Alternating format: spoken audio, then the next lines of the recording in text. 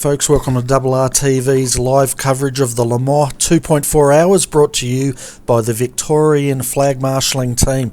And in the comm box I have with me Brenton O'Brien. Welcome, Brenton. It's going to be another fantastic night at Le Mans tonight. It is, isn't it? And this is really just a good evening to you, good morning, good afternoon to all. It's really just a big build-up that hasn't been done at Le Mans before, because next week the iRacing Le Mans 24 hours out, and it's going to be a huge event. And in really following the Daytona Raw before the 24, well, we've got the Le Mans 2.4 hours. So I know Blake Neck from the Evolution Racing team's put a lot of work into this effort tonight, this race tonight. So hopefully we'll have a good race to go. I'm sure we will. We've got a fantastic field out there tonight, folks. We've got three classes. So Class A, we've got the HPD, Class B, Corvette and the Aston Martin, and then Class C, we've got the Ford GT3. So we're saying a bit off air, Brenton, this could be the send-off round for a lot of these cars tonight. Well, it's big news, isn't it? Pretty much, yeah. Well, we've known about it for a while, but officially released today, the Ferrari and Ford GT will be getting released during the week 13 break, so we're probably thinking Tuesday, Wednesday Australian time, and yeah, it's going to be so exciting. It's going to make its race debut, we believe, at Le Mans next week. It's going to be so exciting to get the new cars on board. I know there's a bit of controversy why it's so late and all that. Let's be honest, iRacing people, we've got a new car. We've got two new cars. There's no need to complain. It's going to be fantastic. Looking forward to it. It certainly is, and I have a feeling iRacing's been rushing them out to get them ready for Le Mans, and they just got them done. But as far as tonight's race goes, folks, it's 2 hours 24 minutes, time limited. As far as fast repairs go, we have one, and the incident limit's at 35. Now, as far as teams go, they can have one driver or two drivers. So, don't know about you, Brenton, 2 hours 24 minutes around here with 35 incident points, one fast repair, that would probably make me a little bit nervous. Yeah, there's some little dodgy parts where you can pick up an off track so very quickly. It's just the contacts, the car contacts you've got to avoid in at the four times. You can probably get by with 35 little off tracks here, there and everywhere, but yeah, just avoid the car contacts and you should be okay. Yeah, we've got to remember that, I think these guys are only doing about between 8-9 laps per pit stint. Per stint. So, it's going to be some fast and furious action. The HPD, we have to remember, is still in Le Mans next week. So there's going to be some teams who have already started practicing, getting their setups right in the HPD. Expect them to sprint off into the distance as they should. And same with the probably Aston Martins, I know, and the Ford GTs, if there's any here. A lot of teams would have already started practicing, and over the last week, with the rumour going around the Ferrari and the Fords coming out, they would have backed off a little bit. But yeah, there'll be some guys who have some pretty decent sets, so we should have a good race. Yeah, and of course tomorrow they've got the Selby Endurance Sports Car Championship, so that goes for 10 hours. So I'm sure a few teams will be in the HPDs using that as a shakedown for the 24-hour next week. Yeah, exactly right, and that's some really good timing there for the mostly for the Aussie guys for sure. And yeah, we should, let's face it, it's Le Mans. It's just going to be huge. I can't wait.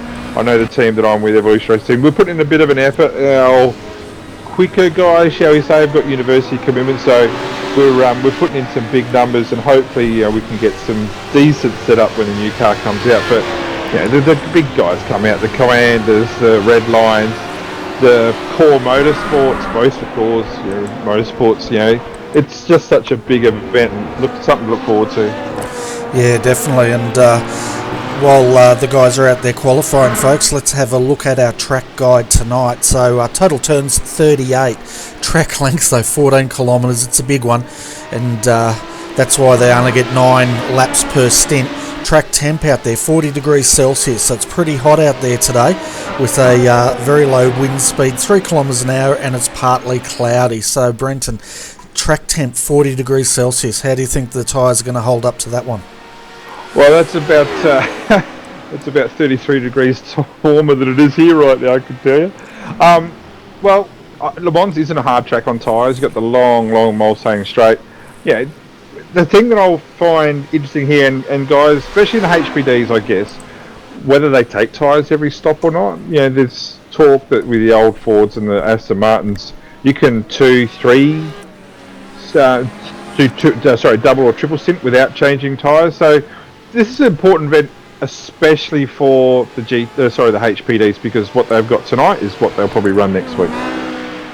Yeah, I don't think there's any surprises coming out for him in the release next Wednesday.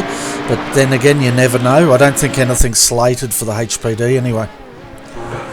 Well, no, but I haven't heard or seen anything. But iRacing, I can't talk for iRacing. I don't work for them. But by saying that, they've had a fair bit on their plate, haven't they, with the release of 2 new cars so quickly. So who's to say? And there's going to be others. The Oval guys are going to feel like they get their due, and then there's all the others. The F1 guys have got some issues, from what we understand. So, and also the BOP for the GT3s. Hopefully that doesn't change. But iRacing got a lot of their hands. But this is the big event. This is a signature event next week. This is a really good build-up that we've got going on here. Yeah, it certainly is. The Le Mans week starts tonight, folks. Continues tomorrow, and then of course next week we've got the big one. Of course tomorrow we won't be covering that race now. That's been cancelled, but I guess you can always tune in and spectate if you want to keep up with all the action out there on the track. But as far as action tonight goes, we have 48 teams lining up here tonight, and that's a huge turnout, and a great result for Blake Neck, who's organised tonight's race. Yeah, Blake came to the ERT team, I reckon, 5 months ago, and straight away you can just tell that he's so enthusiastic about this type of event and getting involved, and that's exactly what he's done. Like normally Blake would be running around in his little Porsche and doing good things there, but he's always been a hands-on type of guy, and he's been so keen for this, and he's just done a really, really good job getting the numbers. And it would have been really easy for Blake just to go, look, let's just run at Australian time and get some Australian cars. But no, he's taking it overseas, he's spreading the word, and he's got some really good, a strong field tonight, a strong international field. He certainly does, and he's in Class B tonight. We can see him out there in the ERT Aston Martin, and he's qualified so far 3rd in class, so that's a pretty good showing. Yeah, it is. It really is. And keep an eye also for... so I'm looking at Simone Massino. He's got Evolution Racing Italy. I have no idea why he's come up with that name, but he has. In the 227, he's actually quickest at the moment. Simone is very, very quick in the Formula Renaults and in the GT3. So he's going to be an important part going forward for next week. So keep an eye on for him. We've also got Pure Motorsport with us tonight, a very, very highly reputable team. Obviously, Redback Racing, Blackadder, All-Stars Motorsports. Good to see Australian team here. Pure Motorsports 1-2. I'm just going through Talk Freak Racing Skyline. I'm not sure if that's the same Talk Racing that we have here in Australia. And Fusion Racing UK. Again, there's a different Fusion Racing here in Australia, but different one maybe there. Dynamic Sim Racing. And TTL in the HPD haven't put a time in yet, but still 5.5 minutes to go, so they've got time to get a time in there. Yeah, and we'll just quickly go through each leaderboard, folks, so you can see where each team is at the moment. So if we look at the top 5 in Class A, Pure Racing Team, LMP24H, they are on provisional pole for that class, followed by Team A&L Motorsports in 2nd. 3rd, Talk Freak Racing Skyline, and they're 7/10 down. Redback Racing is in 4th, and then Team GT HPD, that's your top 5 in Class A. And if we go over to the Corvette C6s, it's a Blackadder show, isn't it, really? The Blackadder Motorsports 66 has provisional pole there, just half a second up, with a 346.5 over the sister car Blackadder Motorsports C6R. Put a bit of work into that team, boys. Fitzy Motorsports in the L24 R3T, a Roadrunner Racing Team 1 with a 3-minute 50.7, and a Fennec Sim Racing will round out the top 5 of the only 5 of the Corvettes, which is quite surprising. Yeah, well, I've got it a bit different here because I've mixed the Aston Martins with the Corvettes. So as Class B. So I've got Evolution Racing Italy on provisional pole, then Blackadder Motorsport second, Evolution Racing Team third, the number 42, Itasha Motorsports fourth, the 401, and then Blackadder Motorsport C6R in fifth position at the moment. And we'll go up to the Ford GTs then, Bernie, if it's okay. ERT Hornets Blue, so that's the ERT development team as such, but they've just done so well since they've started.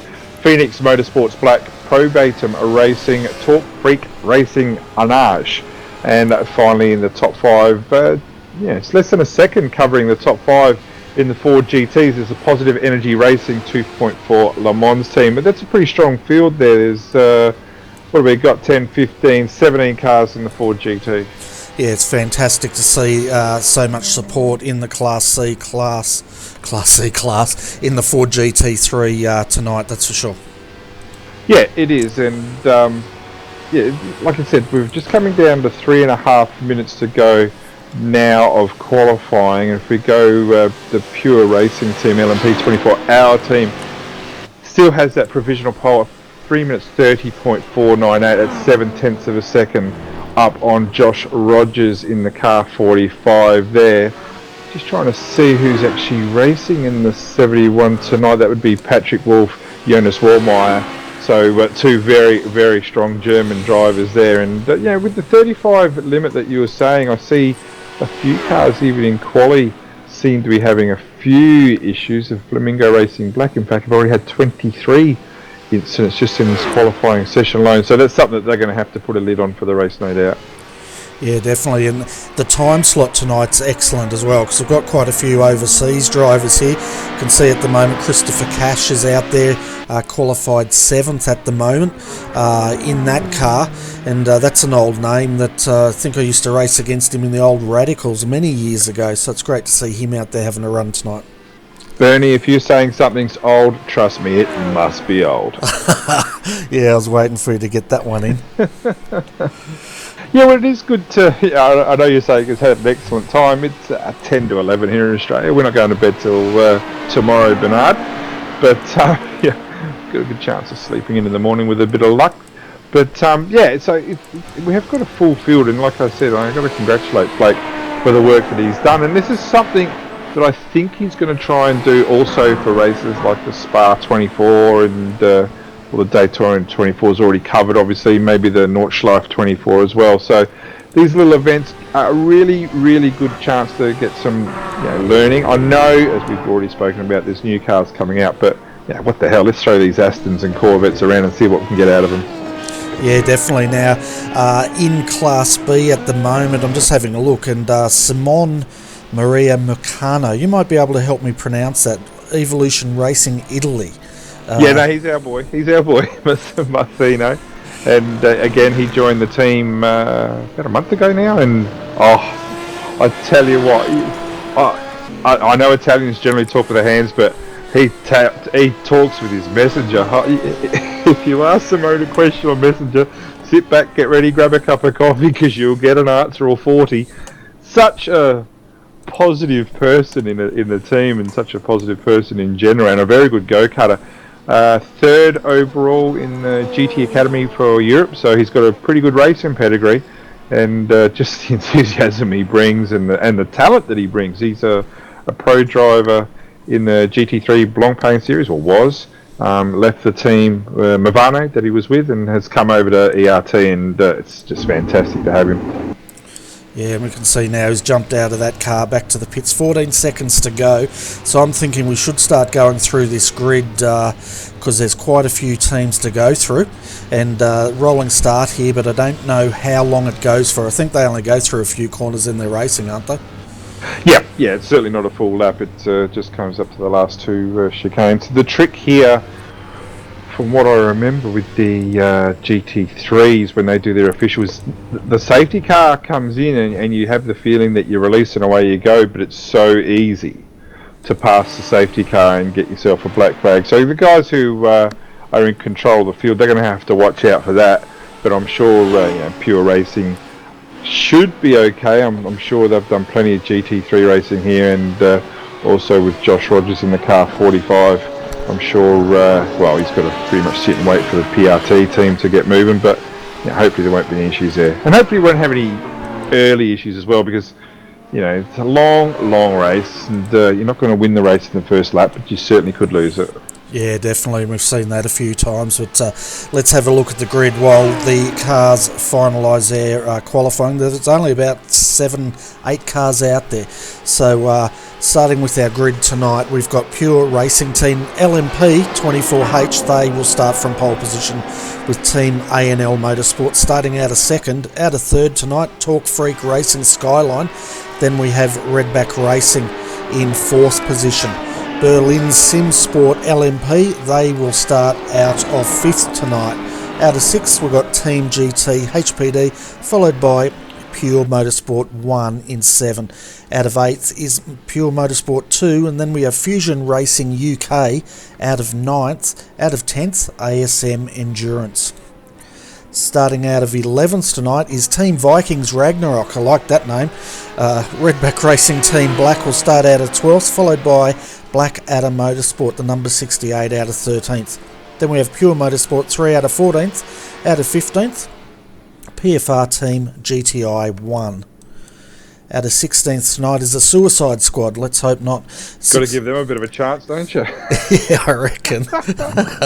6583 Racing will start out of 7th, and now we're into the Class B. So we've got Evolution Racing Italy. They'll start from pole in that class, followed by Blackadder Motorsport in 19th. Itasha Motorsports will start out of 20th. Out of 21st, Evolution Racing Team. Blackadder Motorsport C6R will start out of 22nd. Then we have the Fitzty Motorsport L24 out of 23rd. Out of 24th tonight, Snazzy Racing. Then an Evolution Racing Team, the number 227, will start out of 25th. Out of 26th, we have Team Brendan Tills, followed by R3T Roadrunner Racing Team 1 in 27th. Flamingo Racing Black in 28th, and then Pure Motorsport will start out at 29th, followed by Phantom 71 Blue in 30th. Take a breath there, Bernie. Take a breath if you want. Yeah. With Flamingo, you just sound like you're struggling. Flamingo Racing Black, interestingly, in 28th, with a 3 minute 51.8 is a HPD, which is off pace, and TTL 29 with Jake Maloney. Not sure why, but he didn't put a time in, but he'll be starting last. I'm not sure, and we'll find out soon, Bernie, whether the teams will grid up, and we'll find out very shortly, in HPD order, GTE order. So we'll see if that all comes up.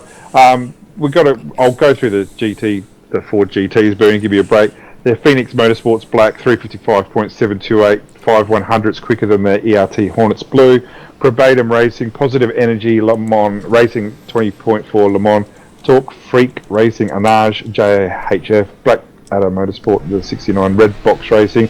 Ferocious Blippers too. That's a decent old name, isn't it? That's a decent name. War Dogs GT2, Last Minute Racing, 22. ERT Hornets Yellow, Ferocious Blipper 1.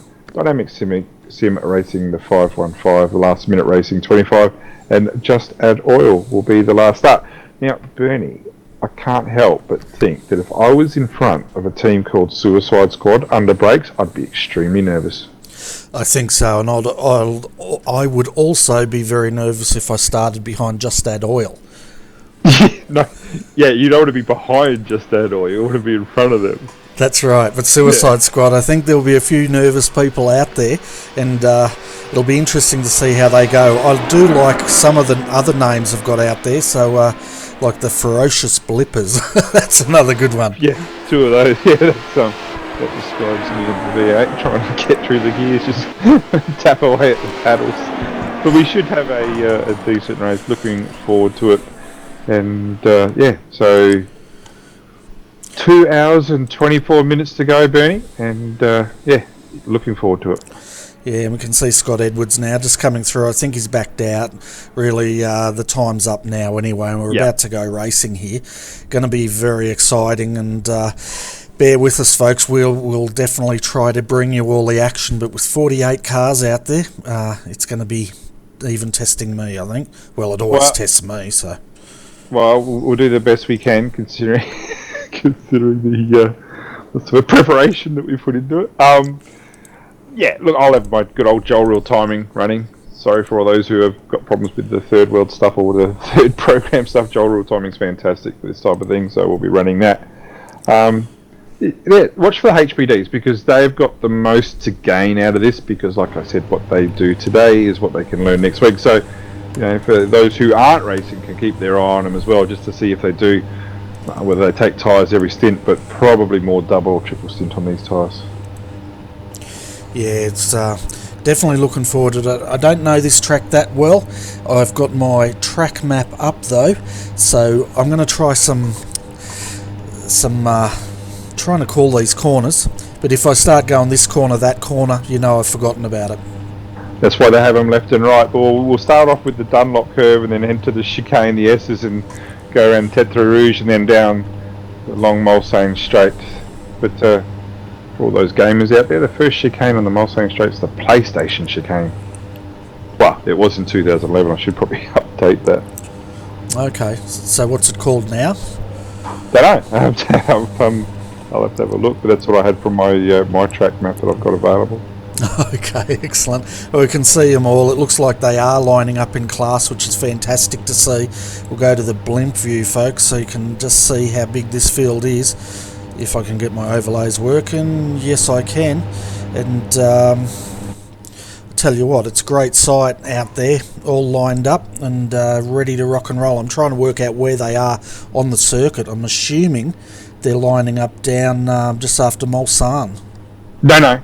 Well, it's seriously, it'll only be probably about 40 seconds behind the safety car, I would think, and then they'll be up and away.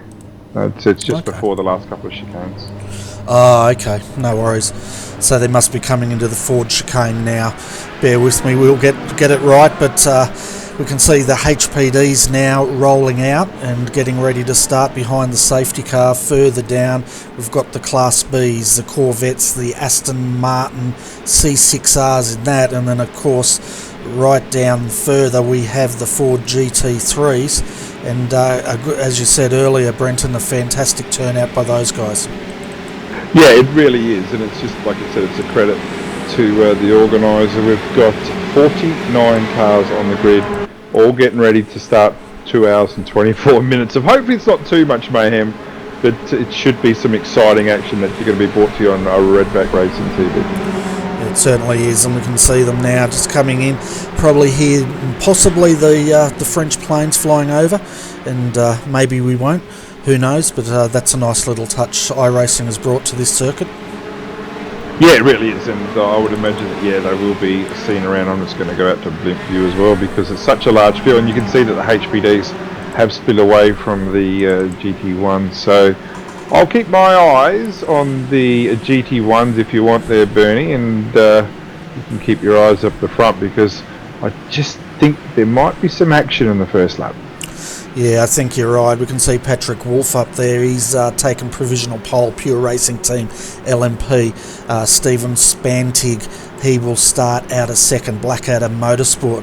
And then, of course, we've got Christopher Cash. He qualified in third, but keep an eye on him and see how we go. Safety cars in here at Le Mans. We can hear the planes flying over. We're in blimp, so let's hope we don't get hit.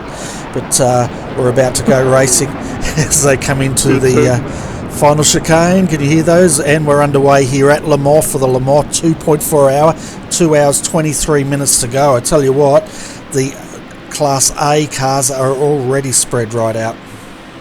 And the Class B haven't even entered the last chicane. They have now, so they are away racing as well. There's actually a HPD mixed in amongst them, I do see. So they look like they've got a clean start as well.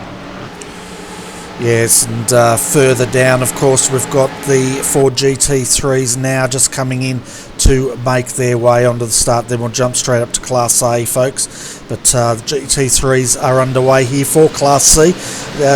Not as spread out by these guys, and already they're fighting for position. And it looks like this is where the action's going to be tonight.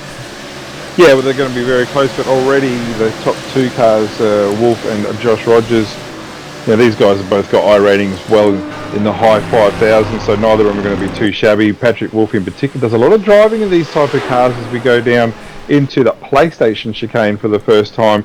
Nice, even. There doesn't seem to be too many drums that I can see yet. Yeah, I was actually really surprised how spread out Class A got. I think a lot of the guys got caught napping, but as you said, Patrick Wolf's leading Josh Rogers in second. Daniel Benfield, he's a fair ways down in third for Redback Racing.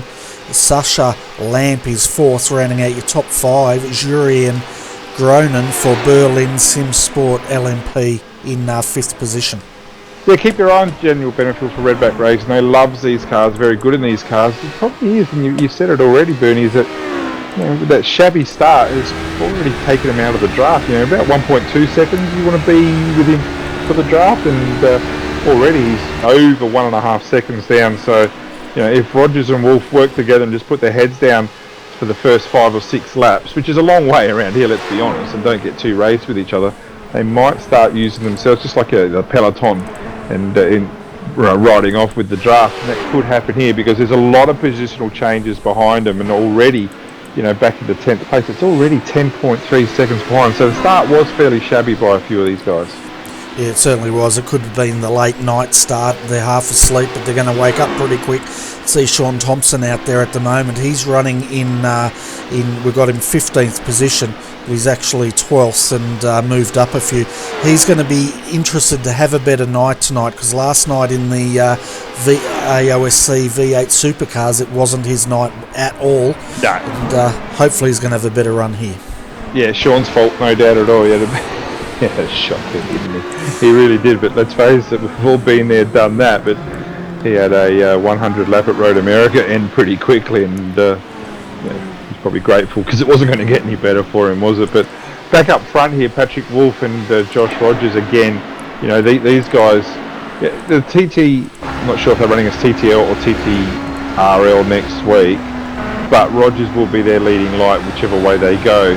I haven't heard any announcement yet, so I'll still think that TTL are running their team and TTR are running their team until I hear otherwise. We call it as that. But so Josh Rogers is going to put in a lot of laps next week, I'd imagine. Just had but mind you, V8 Scops is on next weekend too, so that would be a priority for him.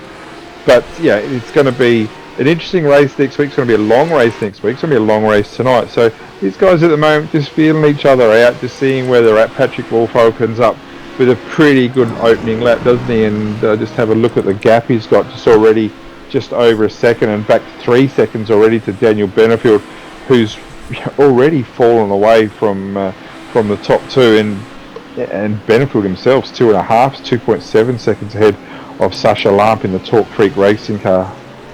We just saw there Scott Edwards in the HPD class coming into the pits after lap 1. The car didn't look very damaged, but it doesn't take much to damage the bottom end of these cars. Looking at Class B now as they complete lap 1, we've got Carl Jansen for Blackadder Motorsport and the Corvette leading. Then we've got Simone second for Evolution Racing Italy in the Aston Martin. So they've got a huge gap out though.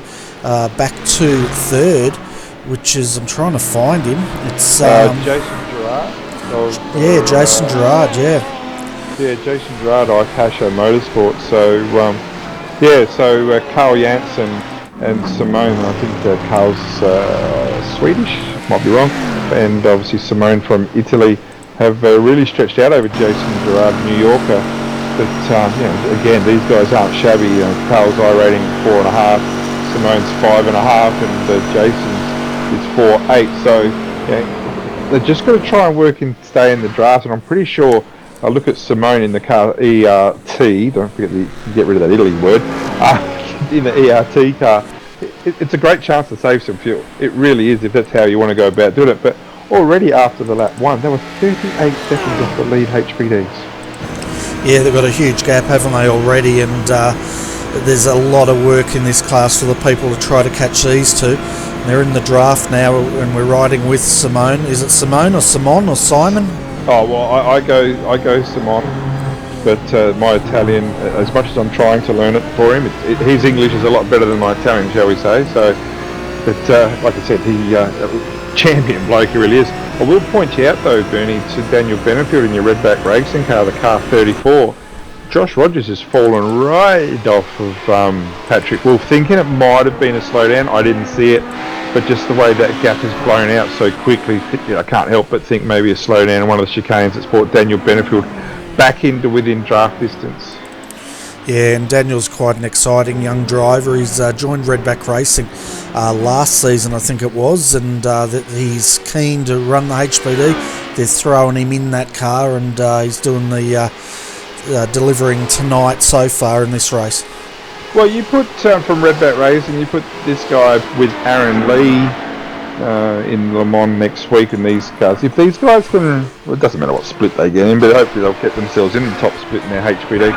They'll rattle some cages, hey, because these guys are both very, very quick. But like you said, probably innocuously before, Bernie, these cars tend to get damaged pretty easy on the floors, don't they? And they don't seem to get repaired real easy. But if you can keep them off the curves, which can quite easily be done at Le Mans if you're patient enough, as you say that, and Rogers goes off on the exit of the last chicane. But if you can keep the floor clean, well, you're giving yourself every chance. But once you're down on straight line speed, and you see Patrick Wolf, is he coming to the pits, has he, in the car 71? I'll just check that. He has, so Patrick Wolf's in the pits. Not sure why. Oh, this is our race leader. Let's keep an eye on him here. Whether he's taking fuel, whether he's got a stop-go penalty. I haven't seen anything. It was a very, very short stop though, it has to be known. So that is very unusual. I can't help but think maybe penalty, but I haven't seen anything issued. Yeah, neither have I, and that's the second HPD to come in. The first one, we've also had, I'm having a look here, Jake Maloney in the TTL 29. I've got him down as having to come into the pits as well. So sitting there at the moment, 17th in class, with a lot of work to do. Yeah, well, Jake, I don't think he put a time in qualifying, so started rear of grid, and I don't even have him on my screen, I'll be honest with you, at the moment. So yeah, but I said with Patrick Wolf, interesting why he did that, because now if you're Daniel Benfield and Josh Rogers, I'm not sure they're on the same TS channel. I know a lot of them are on the same TS channel, but if they are, well, maybe do some working together and stretch your legs out and get a decent full stint. It could also be a strategic call by Patrick Wolf, where he from here only needs to do a certain amount of stops. Probably thinking another 5 stops. So yeah, just an interesting story there. Yeah, and looking at Class C at the moment, and these guys have stretched their legs as well. David Barraclough for Talk Freak Racing Anage, he's leading the way at the moment. He's got a couple of seconds over Bo Elbert in ERT Hornets Blue, and then John King, it's another name for Blackadder Motorsport. He's out there in third and having a great run, and he loves his racing. Then we've got Paul Claude Belval, JHF Racing, fourth, and then rounding out your top five is who was it? Dean Jensen, Ferocious Blippers number 2. So the Ferocious Blippers are coming up there. Haven't seen much about the Suicide Squad or the Just Add Oil team, so let's hope they're still out there circulating. Well, Rolf Just is, I'll tell you what, he's going to have a hard time claiming life insurance with a team name like that, isn't he, if something goes wrong with him.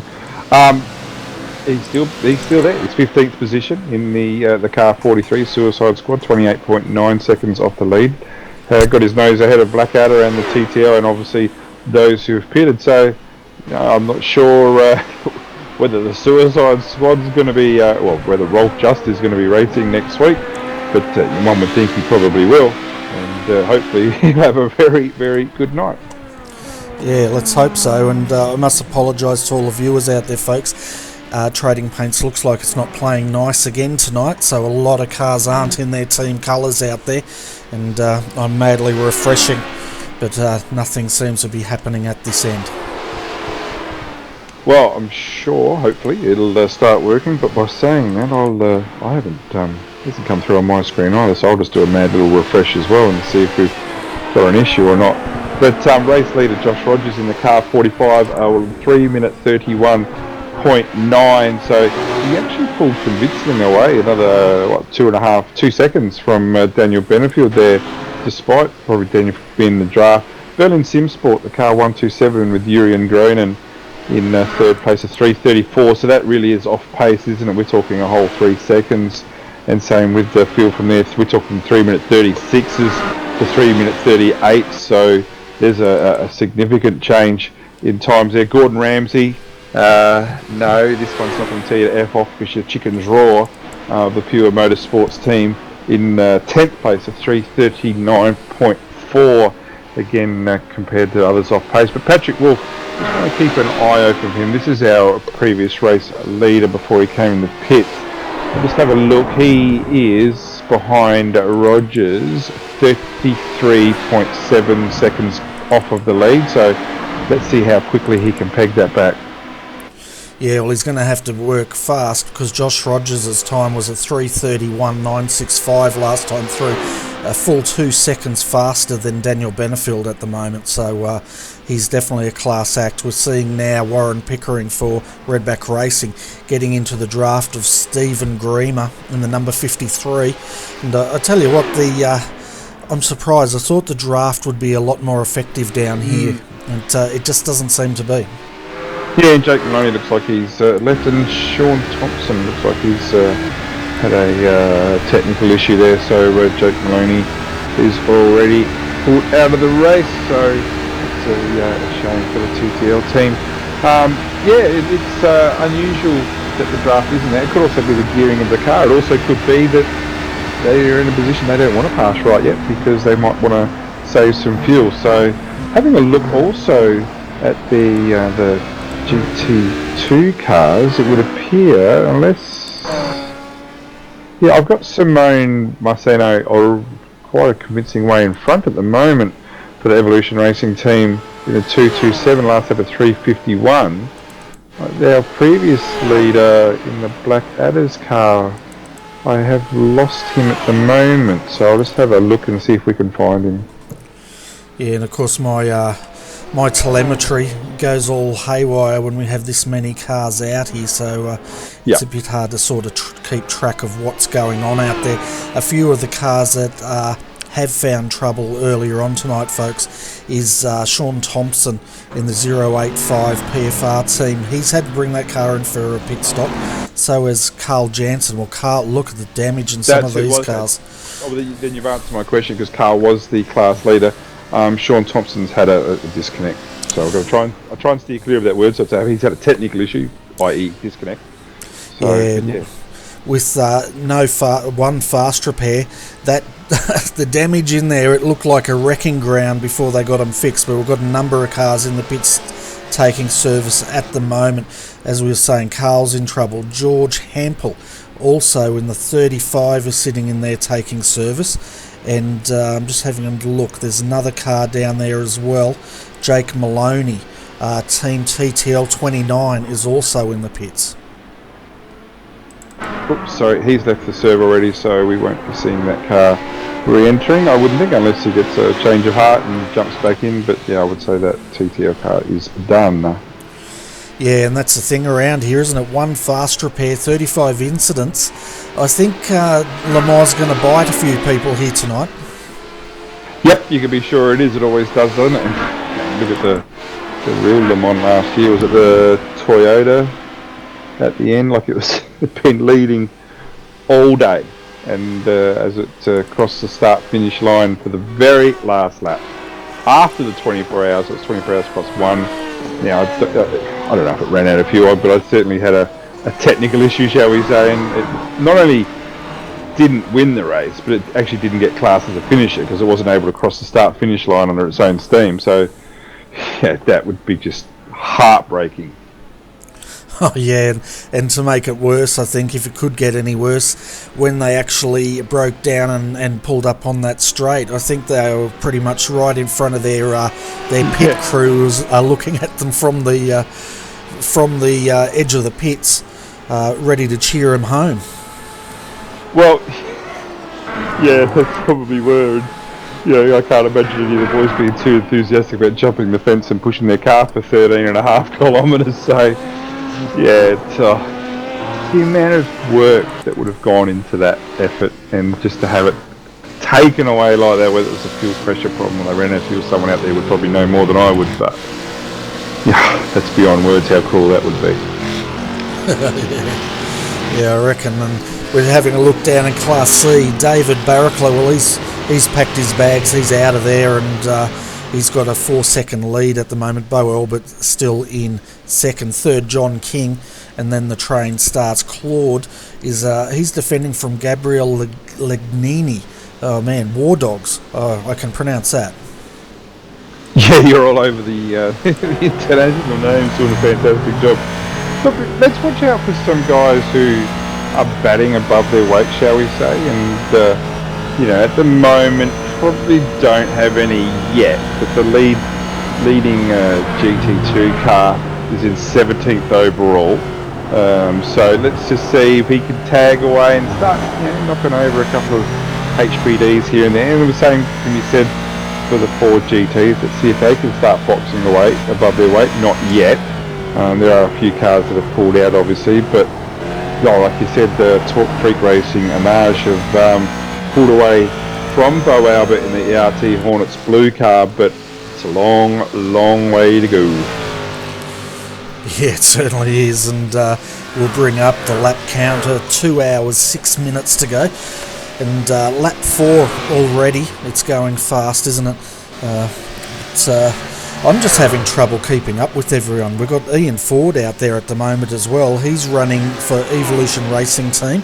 11th in class, 27th outright, as he makes a pass there on one of the 4 GT3s. Yeah, well, I know that Ian just had a pit stop and has already used a quick repair. I would think that as every lap goes by in this race right now, that's an extra lap of practice that he's had, because I'm actually surprised to see him. He's done no running at all this week, and he's out there supporting Blake and what he's done, and he hasn't just pulled the pin early. He's sticking with it and hasn't quit. So good luck to him for running. Yeah, that's right. And we had one of the V8 drivers last night. He turned up to watch the race, and he was pretty much by lap 6. The team manager told him to get in and start driving. So he'd never driven a V8 supercar until last night in anger, and all of a sudden he's in a race. And I can't think of an angrier race to debut in than last night's. Well, I can tell you exactly the same said for Bo Elbert.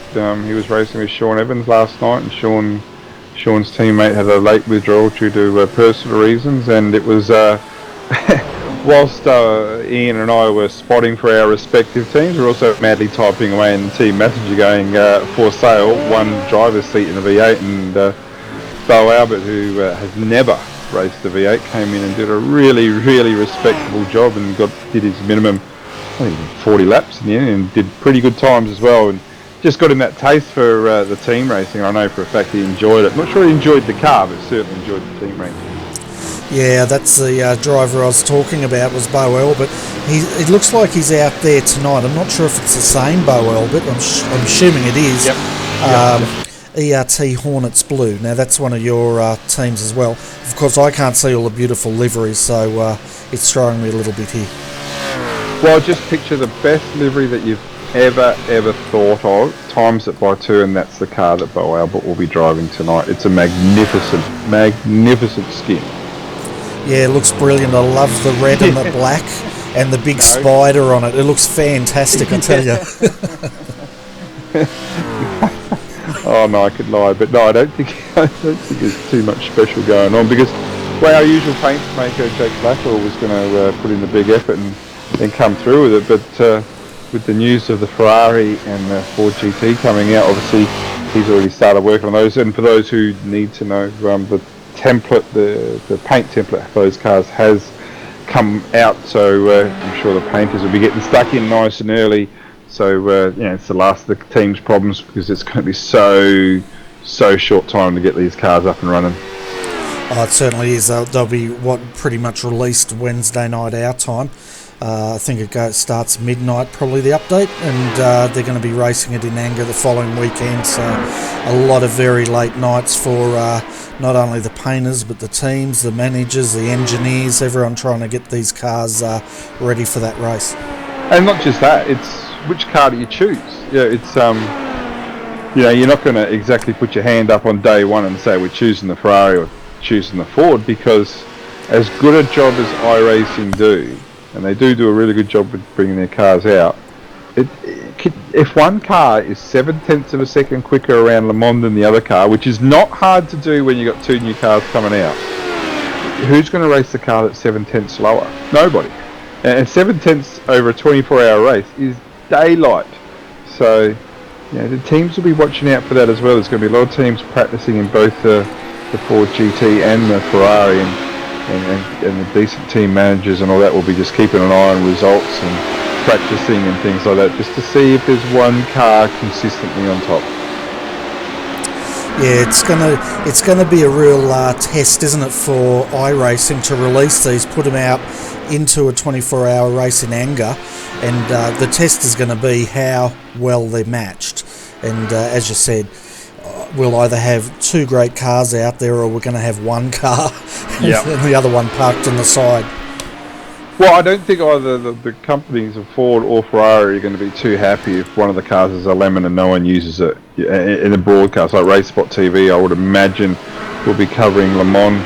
I'm not sure if they're going all the way through. Generally they get a bit of help maybe from V8s Online and from GSRC as well, but I don't know if that's the case next week. But if you're Ferrari, one of the managers of Ferrari that helped release and build this car, and you find out all week in practice that your car's half a second, 1 second a lap slower than the Ford GT, you turn on going, how good is this going to be, and you don't see one, you're not going to be happy. So maybe, just maybe, for the sake of fairness and to keep it even, let's face it, iRacing has done a fair bit of testing, but maybe just do what like they do in the V8 supercars, where they've got the Ford and the Holden, but essentially they're the same car, same performance, aren't they? There's no difference at all. And let's work out the BOP later on. But my understanding, I've got a bit of it. I have to say I do have a little bit of inside mail from the beta testers, very insider mail, is that the Ford GT is extremely stable and easy to drive. However, tends to lock up a little bit too easy at the moment. But it might be much quicker than the Ferrari. But that's very, very early days. Yeah, well, that's some inside goss there for all the viewers out there. I know which car you're going to be driving anyway already, because Ian told me last night. No, he might have told you. That doesn't make him right. We don't know. We don't know. To be honest with you, as a team, we're actually disappointed that new cars are coming out. Happy that new cars are coming out for everybody and they do a good job. But we hit the ground running with our Ford GT setup, and we were really happy with our Ford GT setup. And we were going to be running the Aston Martin, and we'd already started a little bit of work on that. Not too heavy work, has to be said, but certainly a little bit. And that's in the shredder as we speak right now. Oh dearie me. Yeah, so the rumour is I've heard you're going to be driving your favourite marque out of those two cars. It starts with F, and it's a four-letter word. Yeah. And, hopefully there's no kids listening out there, because I'm almost going to say it if we drive that.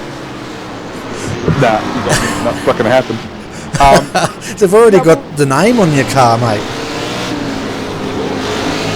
Yeah, well, I'm going to change my name by Depot within the next 48 hours then. Look, oh God, I'm not a fan. I'm really not. It's all right. I'm just stirring you up because I know how much you love that car. I'm just starting to sweat a little bit here, but I'm not feeling real well. I might have to go to bed.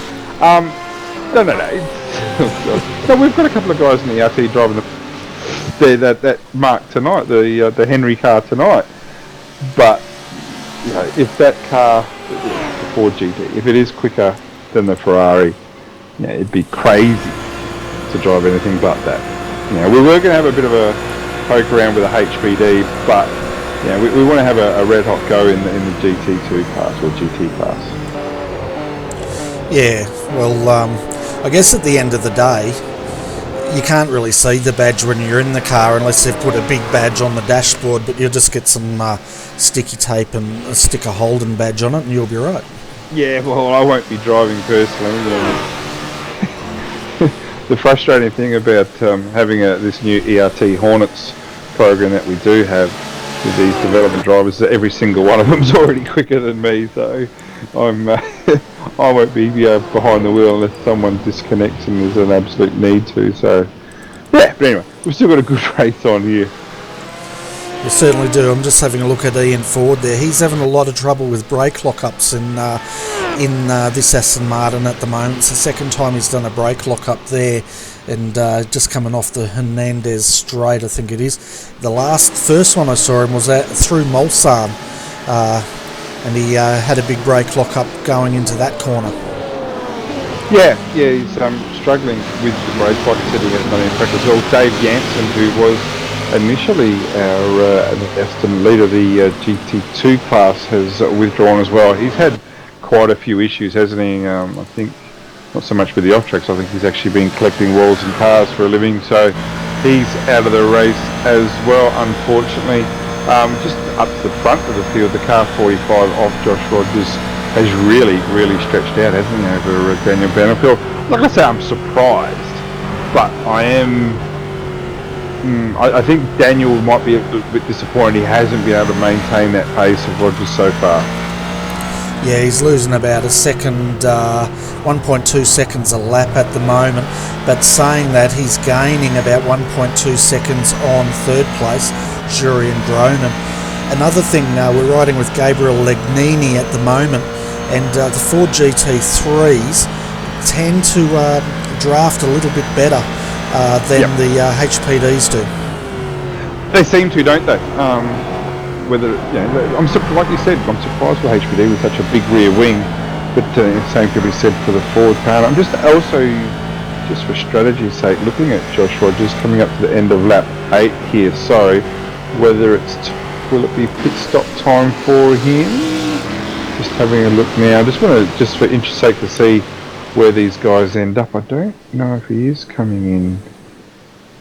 No, he's not. Nope, definitely not. So can continue on to lap 9. So interested to see how far that the HPDs can go per stint. Yeah, and Daniel Benfield, he's staying out as well. Looking at Jurien there, he's staying out. It's a bit misleading, that pit entry, isn't it? Because you think they're coming in, they're just trying to maximise the entry to that corner. Yeah, making most of all the bits of track available to them.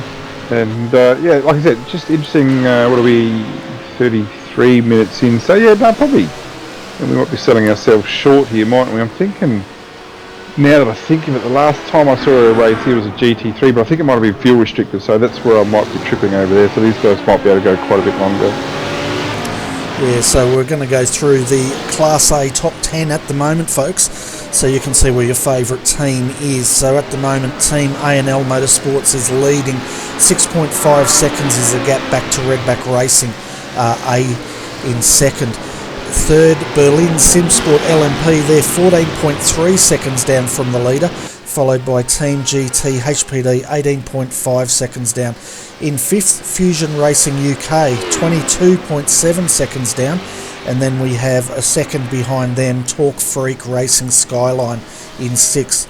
Seventh, Pure Racing Team LMP 24H, 31 seconds down in seventh. Eighth, Pure Motorsport 1, and they are 33.8 seconds down from the leader. Ninth, we have Team Vikings Ragnarok, and 10, rounding out your top 10, is Blackadder Motorsport, the number 68. And we'll go over to the Class B. I don't have them overall, so I'll go through this way instead. Here we go. Evolution Racing Team 227 with a quite a little gap here, 3 seconds over Itasha Motorsports. Fenix Sim Racing, Blackadder Motorsport in the first of the Corvettes. Fitzy Motorsports L24 and R3T Roadrunner Racing Team. Don't say that after a few bourbons, mate. The Evolution Racing Team in 23, Team Brandon Tallis, Talk Freak Racing Anage, and the Evolution Racing Team again in 26 overall. Yeah, and then looking at Class C, we've got Talk Freak Racing. They are leading by 5.7 seconds back to ERT Hornets Blue in second. Blackadder Motorsport sitting in third, 6.5 seconds down. And then we've got War Dogs GT2 in fourth. Fifth, Redbox Racing, followed by ERT Hornets Yellow in sixth. Ferocious Blippers, the number 2, is down there in seventh. And then we've got Last Minute Racing, the number 25, in eighth. Ferocious Blippers number 1 is classified in ninth at the moment, and then Last Minute Racing number 22 is classified as 10th in that class. Actually, just having a look at, you were talking about the ERT Hornets Yellow and the Redbox Racing in 31st, 32nd overall. This is a good little race we've got on here. These guys have swapped positions a couple of times this very lap.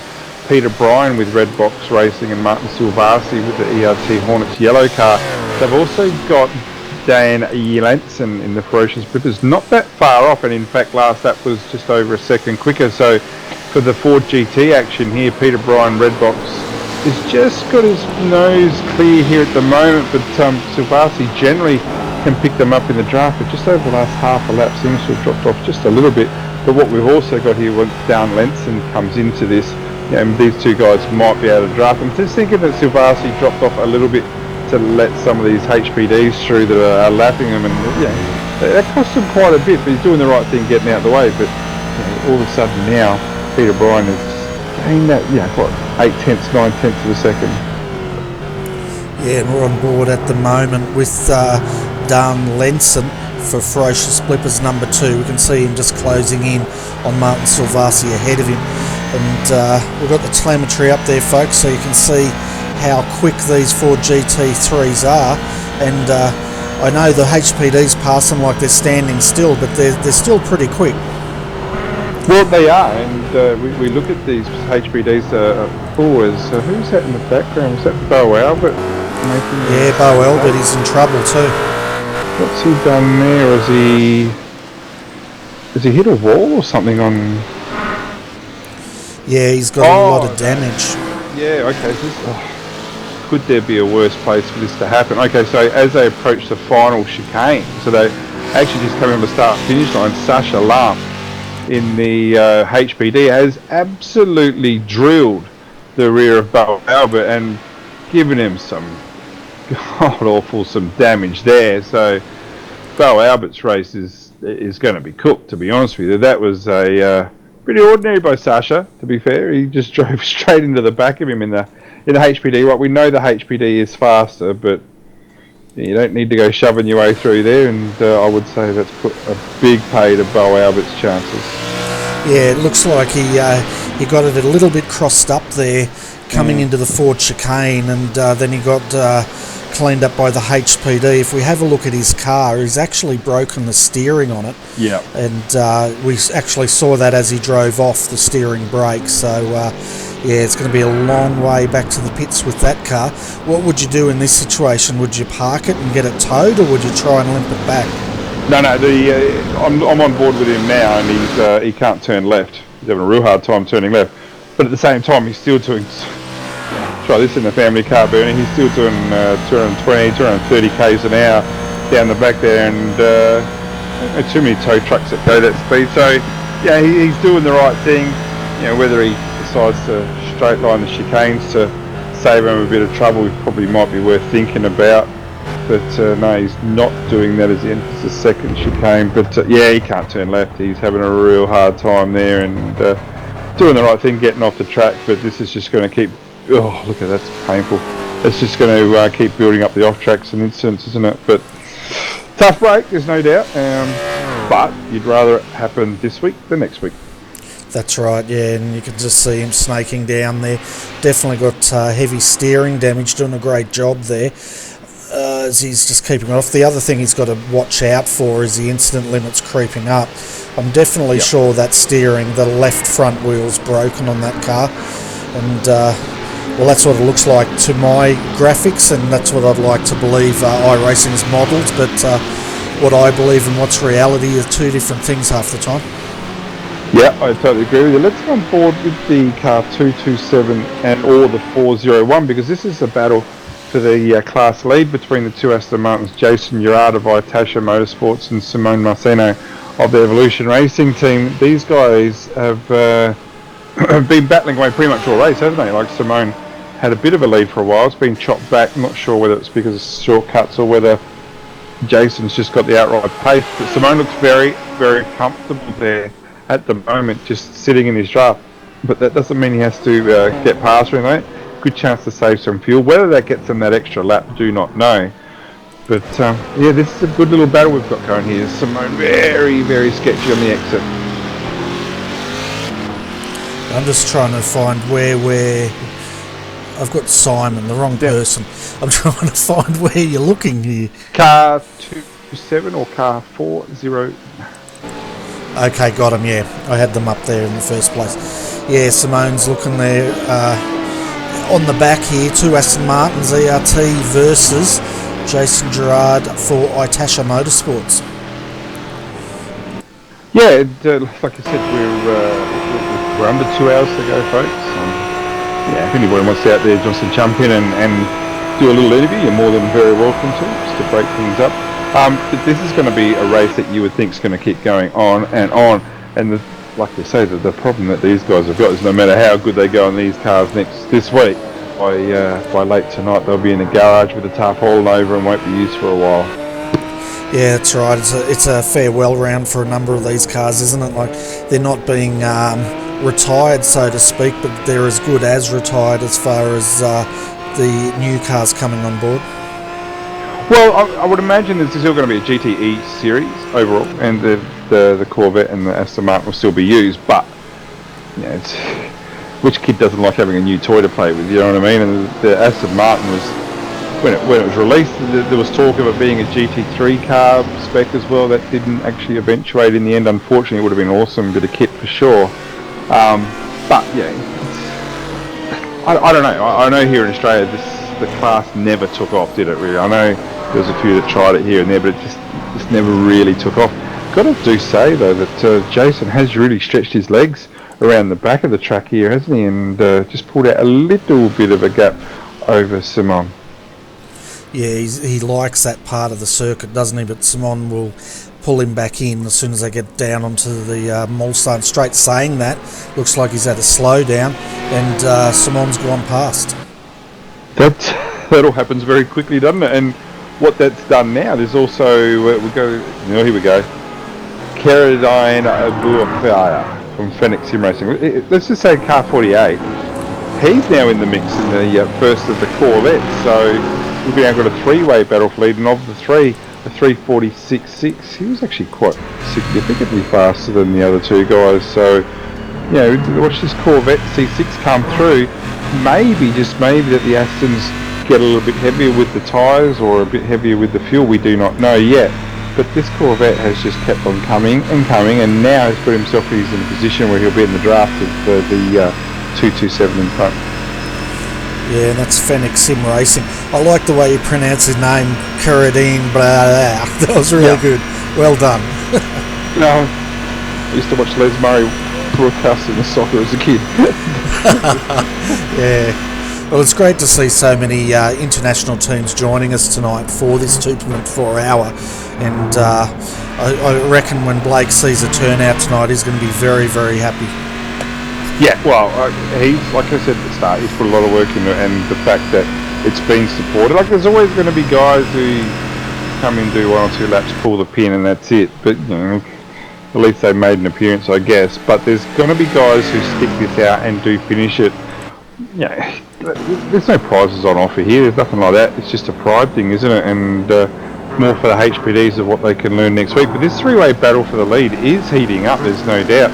Simone was actually able to keep that lead over Bafire, but actually, I think I know Bafire from the Sim Racers Asia series, I think. So he generally drives the C6 quite a bit, so he'll be quite at home with this car. He's definitely got the pace, and you can see the Corvette. It really loves the draft as well, as he's going to take the position. Looks like Simon's overcooked it there a bit. Yeah, no, that was a strategic call. He's overcooked that for sure, hasn't he? Yeah, just maybe the Aston Martins are struggling for tyres, because that C6 is up and away. I love this part of the track right here. I love it, because if you mess up on the Mulsanne straight, you just get another chance. This straight just seems to go on and on and on. So it's I don't know how many laps you've done here, Bernie, but it's a fantastic track. It really is. So as they go through Anage right now, it's a magnificent circuit, such a traditional circuit, so many different variations of this circuit over the years, and who can forget Mark Webber? Give me a year, Bernie, I can't remember. All I remember is the Mercedes-Benz flying through the air over the fence, and the first time I actually read Mark Webber's autobiography 12 months ago now, the first time that the car actually flipped over and did the 360 airborne, the Mercedes team didn't actually believe it actually happened. They thought it was actually a problem for Mark, and it wasn't until someone was actually able to capture it on camera or something like that later on that they've just gone, that don't look good. Yeah, exactly right. They didn't believe it at all, did they? And until they saw it. But I tell you what, Mark has had some pretty horrific accidents, and he's been a very lucky boy to walk away from a number of them. He also had that big one, of course, at Interlagos, didn't he? When he, I think he hit the pit wall there. Yeah, I'm thinking. Well, he will say that his biggest one was actually in Brazil. Sorry. I think you got it, Interlagos. But there's also one in, was it Valencia? I can't remember the street circuit they have in Spain, where he tagged the back of that Lotus and ended up again flying through the air in the Red Bull in the end. Red Bull cost him the World Championship that year. But what does he do? He gets back into another car, jumps in, does what he does. Like, seriously, kudos to him. Oh, what a champion. Yeah, that's why they pay him the big bucks, I reckon. But at the moment, Simon's got a bit of work to do. He's caught on the back of Jason here, but Keredinen, that guy, he's starting to pull away in the Corvette, and this is great. I love the Corvette, and I love seeing it lead. Yeah, Benfield is doing a really good job, isn't he? And I can't see any issues with either of the Astons, and he's just looking after his car better. Like you said, whether the Corvette's better on the tyres or Simon is able to just go straight past. So looking at the speed difference there, this is something that we might look at. I'll just jump on board my JRT just to see how much time's getting pegged away between the two here. Got to find them. So yeah, we're looking at Simon on the live telemetry here. He's peaking out at the moment. Down the straight, it's still climbing. He's peaked out at 301, still climbing, 303 kilometres an hour. Okay, well that's definitely decent in the draft. The car 48, the Corvette, got to 297 there, so that obviously in the draft there. And isn't it funny that here we are saying that the draft is such a big thing, but Jason Gerard seems to be the one dropping off the back now. So it's turned around, whereas now Simon, who just continues to make ground on that Corvette with this draft, and look at the ground he's made. It's just, this is the way you can drive this track many ways, can't you? You can just go hell for leather and what's an endurance race, and hopefully it'll all stick together. Or you can run the strategic call. Don't get too racy early. Look after the car, look after the fuel, look after the tyres, and do things like Simone's doing and just sit there. I think for a while there, Simone was probably struggling to keep up with the 48, and this is where, as of now, as we enter this part here, this is where the cars, the Aston doesn't seem to have the rear grip as the Corvette. Yeah, it's definitely a little bit telling there, isn't it? The other thing, getting back to the circuit as well, what I love about this track, I've driven it a few times, is it's pretty much split into two parts, isn't it? Or two types of track. You've got the fast part up the back there, and then it sort of changes when you hit Indianapolis. Then you get into the technical part all the way up to probably just after the Ford chicane there. Yeah, you're right, and it's such a good flowing track, isn't it? I don't know about you, Bernie, but if I had enough money, and I was to do a international sporting events tour, you'd go to Lords to watch the cricket, to watch the Ashes. You'd go to Monaco, and I don't know why. I still don't know why Monaco's so great, because let's face it, the racing's pretty garbage. No one passes anyone. You'd go to the NBA. You'd go to the NFL. You'd also try and sneak your way into Le Mans. Now, I'd go to the America's Cup over in Bermuda at the moment. That's unbelievable action that they've got going there in those catamarans. But you'd put Le Mans on the list for sure.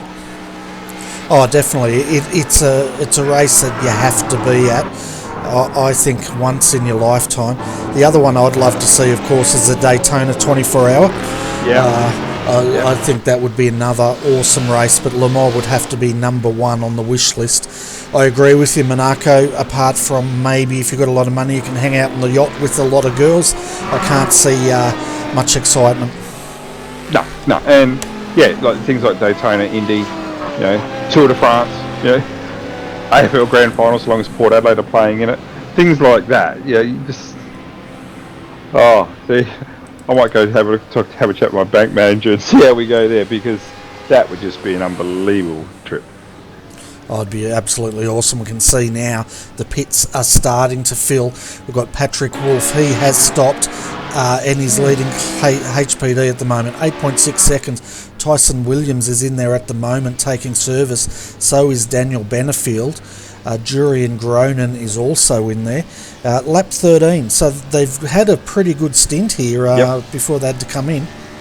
Yeah, and as you can see, Rogers has swapped over with Williams. So not sure whether this is relevant for next week with the TTL driver swapping over to the ANZ driver in the car 45. So maybe a bit of practice for both teams, don't know. But it's good to see the car still circling. This was the this was the overall leader before the pit stop. And again, this just makes me think about what Patrick Wolf did at the start. He pitted, lap 2, I think it was.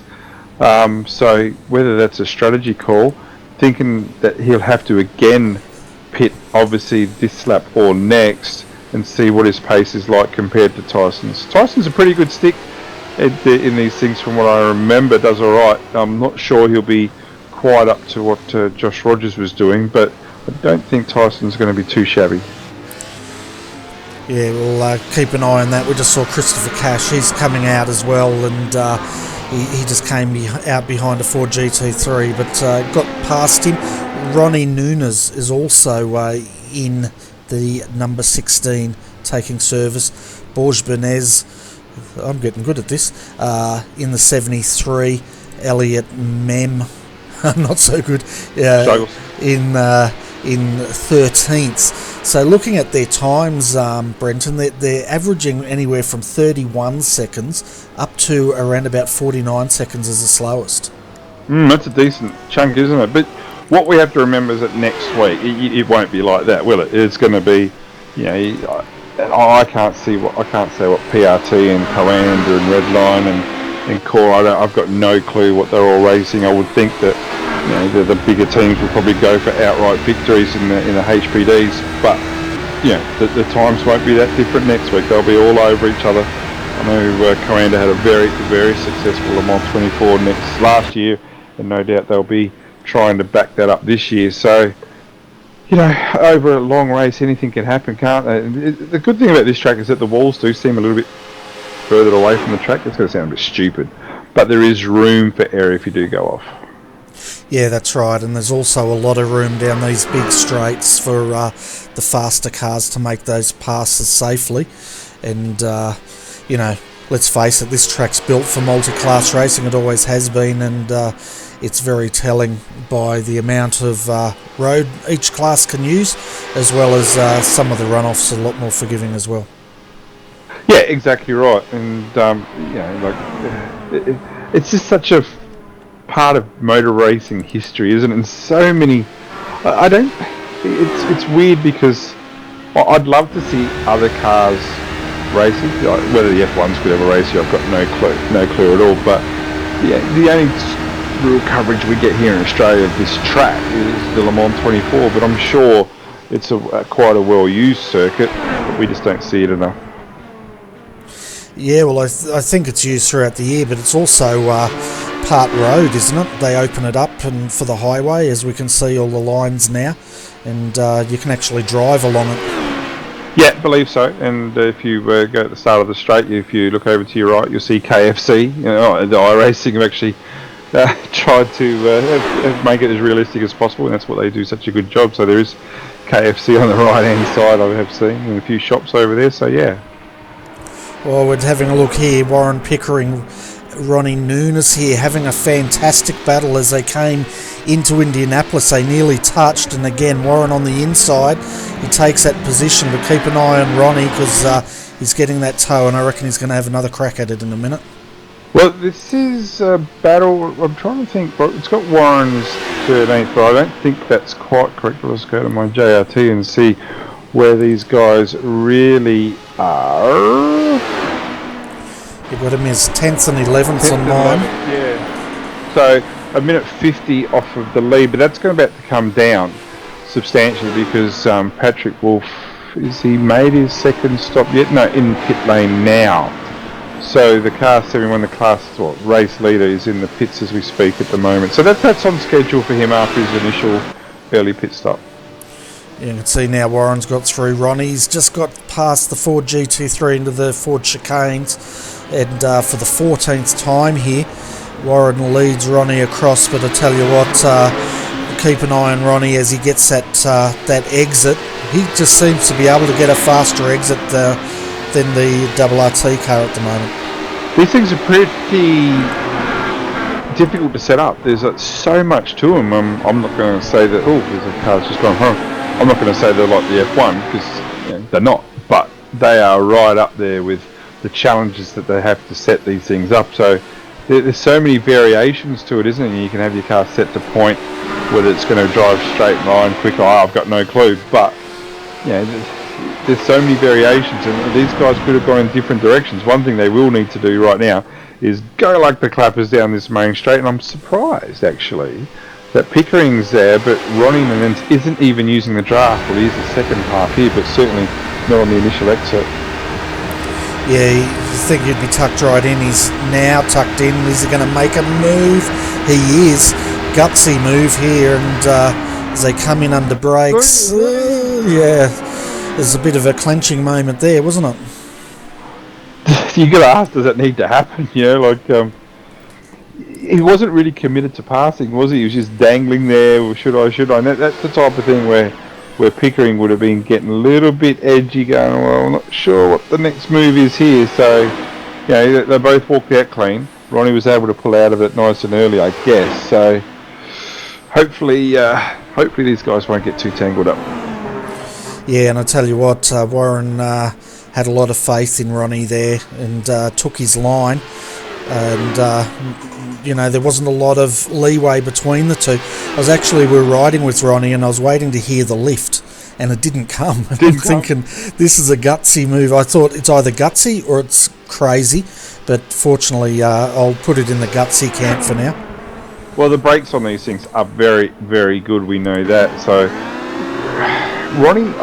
is Ronnie looking quicker at the moment because he's just in the draft? Don't know, but we saw that Pickering was able to make a pretty clean move before. Again, like you said, it's just the difference of the track, isn't it? And whether Pickering's got his car set just for these fast turns, and whether it's a bit more stable, we don't know. But it's a good little race we've got on here. Certainly is. And last time through this part of the circuit, they actually touched. But I'll tell you what, Ronnie is phenomenal under brakes here. That's where he's getting it all over Warren. And you can see him closing up. Watch him on this exit, and he's faster on the exit as well. Yeah, the car seemed to point really, really well out of there and got on the power nice and early. Again, whether he's going to make the commitment to even try and make a pass, we'll soon know. Not sure he's just there. Nah, he's not. So, he doesn't make that commitment, does he? He's certainly got Pickering looking in his rear vision mirrors because he's not sure whether Ronnie's going to make that move or not. Yeah, and I think he's using the old strategy here of trying to outfox him, but I think he's out-psyching himself at the moment. I think with the HPD, I've driven a little bit, but I think if you're going to make a move, you've got to be decisive and pick your battles. And at the moment, Ronnie's getting there. I just don't know if he's got the confidence to make a move at the moment. Yeah, well, this is a battle for the last position in the top 10, so just trying to think. They've got maybe not. Where is... I've got Christopher Cash in the Pure Motorsport 1, car 69, did a 3:35.919. Oh, yeah, so both these guys are now in the top 10, so obviously have had some success over the lap. Didn't see who they passed, must be in the pits, so up into 9th and 10th for this pole. Yeah, and Warren Pickering, I think he's partnered with Aaron Lee tonight, so it'll be interesting. What's that? So Aaron Lee is racing. That's good. Yeah, I'm just using my inside source at the moment, and I'll let you know in a second. Yeah, well, I know Aaron's not in that car yet. Just having a look at the entries, and I'll see. And he's not with the Benfield car either. So, but Aaron Lee, I would think Aaron Lee is probably. I'd say he's the fastest Australian HPD driver. I'm thinking that. Whether it's true or not, there's going to be people say such and such. But that's just an opinion. From what I've seen of Aaron Lee, he is ridiculously quick in these things. And from what I understand, Bernie, he must be looking forward to this race, because I know he did a little bit of work to get into it last year. And the guy from Redback Racing registered too late or something, so the boys didn't race at all. So I really hope that Aaron has a really good run this year. Yeah, he's getting. He had quite a few frustrating moments, that's for sure, when they did campaign last year in the HPDs. I do know he jumped into the V8 supercar for a bit, and he really enjoyed that. But I'm not sure now where he's at with that. If he's still running those, or if he's now focused back on the HPD. You're cheating. I'm looking at you on the broadcast. Inside information. You're asking a question to the chat. Yeah, that's inside information. You're cheating. I thought you were using your little private messages to your little Redback Racing team there, and you're going to give us a big scoop. But yeah, put it out there. Don't blow my coverage. That's what I do all the time. But you notice they're not telling me. They mustn't like talking to the media. What do you reckon? Well, does anyone? You can tell the media something, and within 24 hours it's a completely different story, and somehow Donald Trump became involved. You know what I mean? So yeah, look at you. Yeah, I'm totally pro. That's what it is. But looking at your top three at the moment, folks, as we steer clear of this conversation. Patrick Wolf's leading Daniel Benfield at the moment by 1.7 seconds, and Daniel's having a battle here with Jurian Gronin as they go side by side down to complete or just finished another lap here. Yeah, so there's plenty of battles, isn't there, throughout the field? I'm just having a look. Yeah, sorry, just went back to Warren for a while. He's not pulling away at all, but try and find another battle. Julio Ornelius is just coming out of the pits. What have we got here? Sven Kmaz as well in the Blackadder Corvette, the car number 6. 20th overall. He's just got his nose ahead of Jean-Francois Arsenault. Try that one. That was impressive. Yeah, I thought you were swearing for a minute. Yeah, well, don't say that at home in front of the kids. Mine are asleep at the moment. But that's been a nice little battle. It's been going on for a while, but they just got broken up a little bit by the Christopher Cash car when, again, they were trying to lap. Also got to talk a bit of a shout out to Scott Slowski. God, I should know that. He drives an Australian team, All-Star Motorsports Endurance. The car 669 has worked his way up into 7th place, which is a good result. Yeah, he's 23.6 seconds off the lead at the moment. His last lap, 3:35.938. So he's definitely up there. A lot of the guys now are dropping down into, 3:36s, some are in the 3:40s.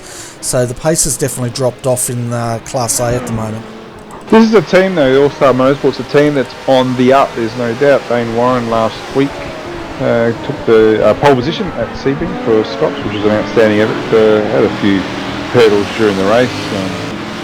These things happen, could happen to anyone, but as a team, they're getting themselves some good drivers. I really hope that some of the other Australian teams don't start saying we'll take you, and we'll take you, because it's great to have a team like All-Star Motorsports in amongst the top runners. Oh, definitely. I've got a lot of time for that team, and it's all they're improving every single season. I see them out there running, and they're a great team. My inside scoop here, Brenton. Don't read the chat. You know I'm going straight over to it now. Okay, so use your psychic abilities here and tune into what I'm about to say. I think Warren's going to go solo. I think, and I'll even go further than that, and I'll say that both Daniel and Warren are going to drive solo. That way, as a team, you can maximise your data gathering. I'm not sure if that's the answer, but as a team manager of my team, that's probably what I would do. Oh my God, you've blown my mind once again. Right, you must have someone down there spying on Redback Racing, because I think you're right on the money. Well, I'll go over to the chat now and see what the information is, to see how I've gone. Yeah, well, there you go. It's all there, isn't it? And I wish I looked at that before, because we look pretty silly right now. But yeah, it's get Aaron Lee in the car. Let's see what he can do. yeah, it'd be great, wouldn't it? I reckon Mr. Lee's probably gone to bed by now, but who knows? Yeah, well, he's. I would imagine next week himself and Daniel will be doing a lot of hours driving, and like I said, if you guys can get yourself in the top split, you're going to shake the tree quite a bit. But in the meantime, what have we got going on here? We've got a little battle here with Daniele Piazza in the car 21 in 6th position, the Team GT HPD. And Scott Seslowski, we were just talking about him. He did a 3:35.1 last lap, which is 2 seconds faster than Danilo Piazza. So I would expect, if this keeps going, whether Danilo had a slowdown, don't know. Yeah, no, normally his lap times are in the... he's even done 34, so 34.35, so obviously hit a bit of a hurdle there to drop down to a 37.1. But if we just ride on board with Scott Seslowski now, let's just have a look, and we were talking about this before, Bernie, weren't we, with the draft of the HPD. Let's just see if it maxes out here.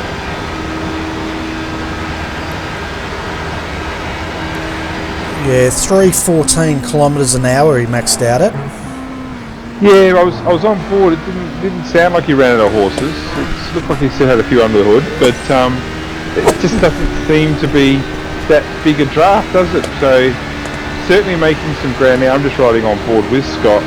This is another guy who we don't talk of a lot in the V8 circles and stuff, but he does a pretty good job, it has to be known. He's always thereabouts, mainly probably a split 2 runner, but does a fantastic job. There's a Corvette that's going to get chopped up here if they're not too careful. A little touch there by Seslowski onto the back. There was certainly some contact there, and that's the Bafia car in front. That's actually the class leader as well that they're coming up behind, so it's not exactly a slouch in the GT2 category. And that Corvette's got a bit of stick in a straight line, hasn't it? I'm really surprised. Oh, Seslowski had a little bit of a dip inside just there. I think he's probably got another off track there as well, so Scotty might be building up some incidents here. He's got to keep that below 35, as we know, as they go past. I think that was Ian Ford. No, it was not. It was Jean-Philippe Ducelaine in the car 471, the Phantom 71 yellow car. But here, this G22 is not exactly shabby in a straight line, is it? But back on board with Scott Seslowski. He made so much ground last lap. Obviously, the car in front of Piazza had some issues, but Scotty's still thereabouts. Yeah, he's we're looking at his wheel work at the moment. I tell you what, if you're going to race a HPD, you've got to have good reef. Yeah, there goes another moment. But at least he didn't get an off track, so which is very important for a race like this with only 35 incident points. But let's have a look at this now, because Piazza's able to clear that Ford GT in front. and I don't think Scotty's going to get there. So it's going to be like a double hit for Scotty just here, because not only has he lost time behind PR at 70, he's done pretty well there. A little bit of a narrow entry here. This is the outside wall there to the right. That claims quite a few victims through the Porsche curves there. He just, look at that mistake and how quick the HPD can just draw away, and again he's overdriven himself there. He pulled that up again just before he got an instant off to the right there. Pretty easy to do, so he's pulled that up, but a little bit shabby the second half of this lap, and it certainly shows in a couple of cars entering the pits in front. So who's that? So that's Carl Jansen and also Tyson Williams again. So whether Tyson's had a problem, his car looks like it's steering pretty heavily to the left, it has to be said. I'm thinking that it might be a problem for Tyson. I'll just go back and have a look, Bernie. No worries, and while you're doing that, we're actually going to ride with Scott once again down the back straight here, just to see when he's out of the draft what he's maxing out at, and that's pretty much going to tell us how well these HPDs draft.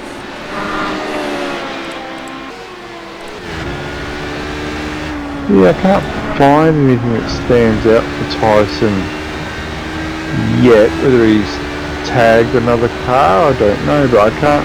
Oh, yeah, no, there we go.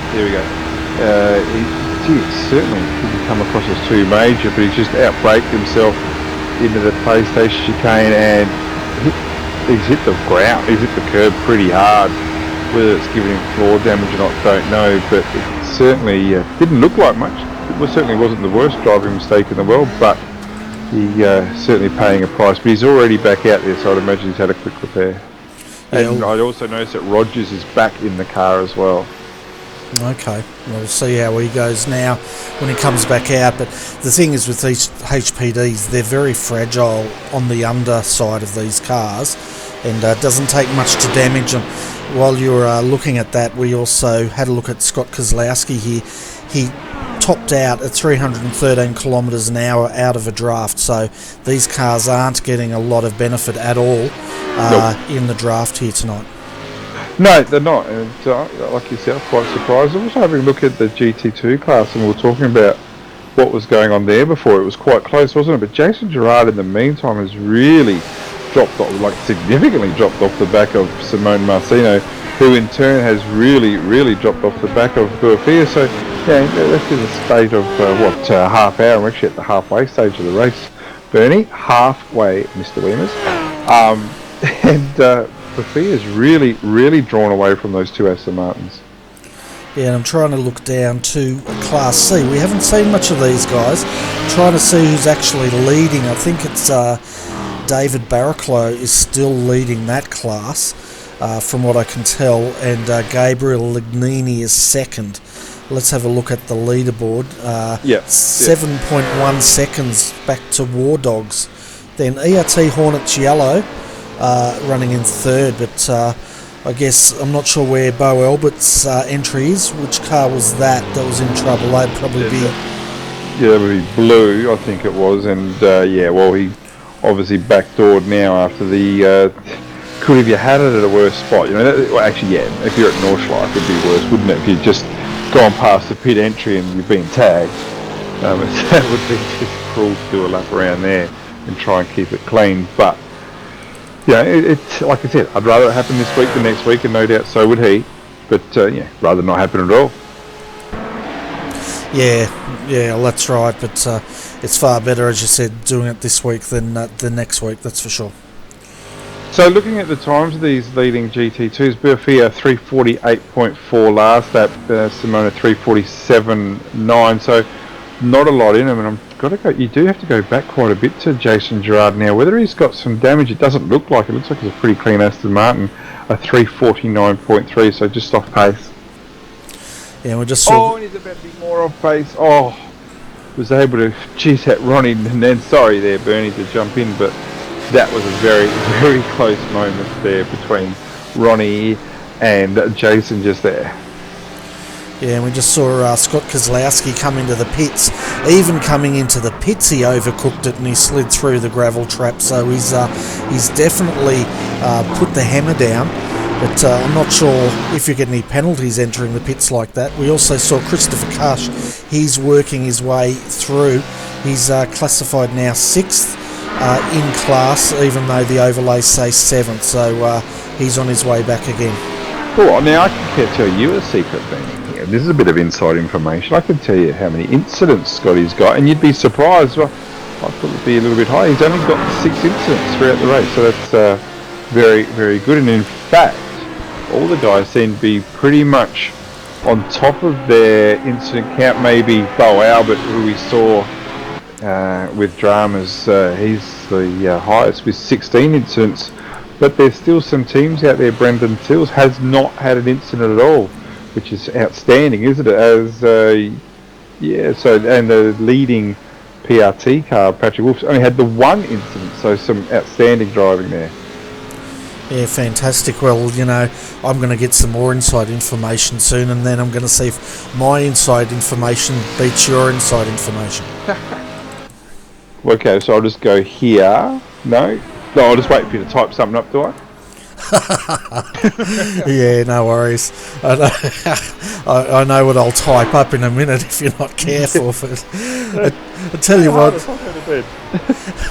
it's funny, whenever I see Pure Racing Team LMP1, I see the name Patrick Wolf. Yep. Why do I think Formula One? There used to be a team years ago, back in the 70s, of the Wolf, and actually won a race years ago. And you're going to stretch me here. I have a gut feeling. Actually, I wasn't thinking that at all. But go on. Okay. No. Well, what were you thinking? And okay, I might be off then. Isn't there a Mr. Wolf? Maybe there's not. That is in Williams, or the German bloke. What's his name? Patrick Head. Patrick Wolf? Head. Yeah. Well, I was close. Patrick Wolf. Same thing. I was thinking Wolf Racing. I've got feeling Alan Jones actually just did Wolf Racing. I do know that Wolf Racing did win a race. Oh, test me here, 77, 78. Nicky Loud and James Huck years. I think so, maybe. I think the only person testing you at the moment is yourself. Well, what time is it? 12:15. Been a pretty crap week, Bernie. So, yeah. Got to keep the mind active, my friend. Yeah, that's exactly right. That's why I play Sudoku. But Daniel Benfield's keeping his mind active at the moment. He's in second, 1.9 seconds down from Patrick Wolf. If we look at their times, he's taken out a good 2 seconds out of Patrick that last lap. Yeah, 3:35.5 and a 3:33.2. So, yeah, you're right, aren't you? Whether these guys are on different strategies or not, I have a feeling. Well, I know they are, because Wolf pitted at different times. So Wolf it's saying it was only his 2nd lap out. So I'm sorry, no, 5th lap out of the pits. So Daniel's probably got 2 laps less fuel in the car, but it's a good effort by Benfield. Like I said at the start of the broadcast, this is a guy who can really, really handle one of these things. You put him and Aaron Lee in the car, and obviously we've seen what Warren Pickering can do, certainly as a backup driver. These guys will be very, very competitive. Yeah, well, when he gets his head down and gets focused, he's really quick and clean, and he's a great signing there from Redback Racing. Fairly new to the team, but made an impact nonetheless. But my inside people have come back to me. No, don't. I know. Okay, what do you think? What do you think I'm going to say? My good friend Simon Feigl. Simon's a champion bloke. He's such a hard worker within the ERT team. I will never speak high enough of him, and the amount of improvement in his drive. He's a pro driver in the GT3 series. Did an outstanding job. Has had a podium. But there's an age difference. Simon's 32, and I'm not, and neither are you. And straight away when you start talking about Wolf, I go back to my childhood and Wolf racing. Whereas Simon, I'm not saying he's any more of a new age guy than me, but he's certainly more up to date than me. And, yes, and Jones is talking about the band. Yes. Jones is so vintage as me on the broadcast. But yeah, we should have known that, shouldn't we? Toto Wolff of Mercedes. But The Formula Ones just seem to get more and more dullish, shall we say, so I'm getting away from them. But yes, Toto Wolff. That's exactly who I was thinking of. But I'm just going to pop out for a second. Patrick. Yeah, Patrick Wolff, Toto Wolff.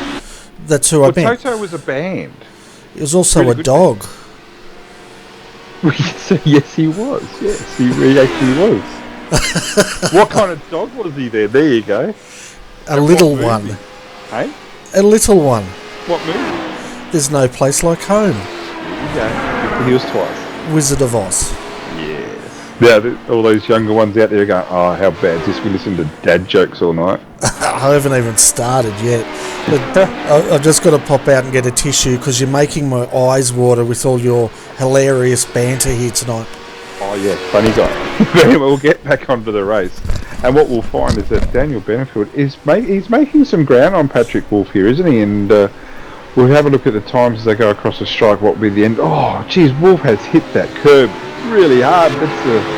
He's got the front of the car's actually going up in the air. 334.8 from Wolff in comparison with Benfield's 33.7, so it's race on here. Wolff would not have got away with not having any damage to the front of that car from that. The under tray, the floor of that car must have got some damage there because he has really knocked that about. So Benfield's now in a position where he can be in that draft sit off if he needs to. This is where the lead of the race is. He saw that Tyson Williams in the Rogers entry, I think car 45, had a few issues, and no doubt with Josh Rogers, they'll punch out some decent lap times. Whether that's just given the boys too much of a head start, don't know. But it was just off pits that little bit. I think lap 16 they pitted. So they'll get themselves back in it. There's a quick repair. They would hopefully got themselves and use that and got themselves a brand new car to get in amongst it. Yeah, well, it'll be interesting to see how much ground they can make up because these guys aren't hanging around as we see now Daniel Benfield right on the back of Patrick Wolff here.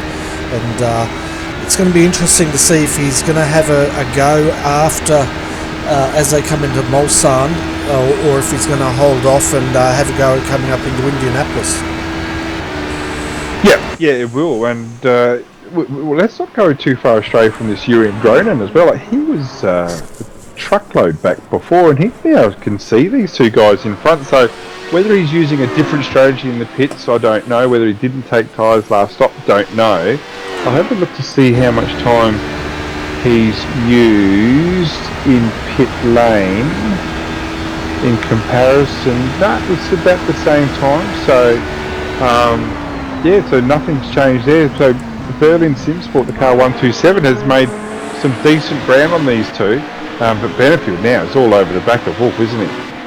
Yeah, he is as they come up towards Indianapolis now, and we'll see if he's going to have a go. He's definitely in a position to have a look, but I think he's going to run out of time this time through. I guess now, if you don't make a move coming into Indianapolis and Anage, you're probably just going to want to bide your time, aren't you, until you come through Tetra Rouge or whatever that name is. Yeah, well, what's the time, Mr. Wolff, and it's time to get pressured by the Redback Racing car of 34 of Daniel Benfield because he is all over the back.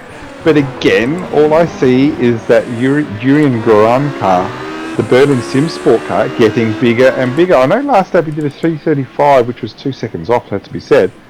But it just looks like he's drawing closer.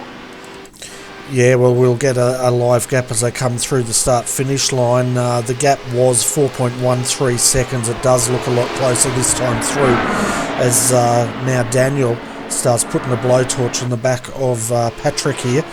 And this is going to get interesting, I think. Yep, yeah, it will, because like we said, Benfield does... He had a bit of a go at the F1 Pro Series a year ago, a couple of years ago. I mean, he fell short. He'll be the first to say... Very, very disappointed how that all went. Probably flew a bit solo there and tried a bit of help from other teams. It didn't work out well. So he's bitten the bullet there and he's jumped into this HPD and he's done such a good job. And not just represent the team, but he represents the country, Australian sim races as well. And he's doing a really, really good job, doing an outstanding job tonight. And the team that he's behind, the PRT team, these guys aren't shabby. These guys are potentially race winners next week. So for him to be right up there right now says a lot for what's going on with that team. Yeah, it's a fantastic showing, and having a look now, he makes that move. Through. Yeah, it looks like Patrick. He let him through. Yeah, he did let him through. Stepped aside there. Probably feels that he didn't want to. He may not know Daniel, and he may not want to risk it at this point. But Daniel Benfield takes the lead from Patrick Wolf. The gap back to Jurien was down to 3.094 seconds. So he gained was at about a second last lap. Or alternatively, he does know Daniel. That's why he got out of the way. That's just a joke, Daniel. Jurien is making ground on these two. 3:34. So he's actually picked up a second on these two over the last lap. And if he's just got to get into that draft, just got to see when Jurien pitted in comparison to. Yeah, so Jurien actually pitted the same lap as Benfield. So there's no difference there in 2 laps. He's running 2 laps lighter than Wolf in front. Okay, so that could be why he's closing up. Yeah, I would think so. It's a race that really does favour, a track that really does favour the lighter fuel loads with these long straights. And we've lost Bo Elbert as well, unfortunately, and he had some dramas, didn't he? And it doesn't look like I've got some inside info for you. With Bo's dramas, he had some steering problems that we saw, but even after the quick repair, he still had steering problems, so he's had to park that car. Yeah, so I'm having a look at the cars that are in trouble at the moment. I think you can correct me here if I'm wrong, but Jean-Francois Arsenal, I don't want to say that after a few Sounds like a soccer team. Yeah, I was thinking it sounds like I'm swearing. Looks like I was trying to cover you there.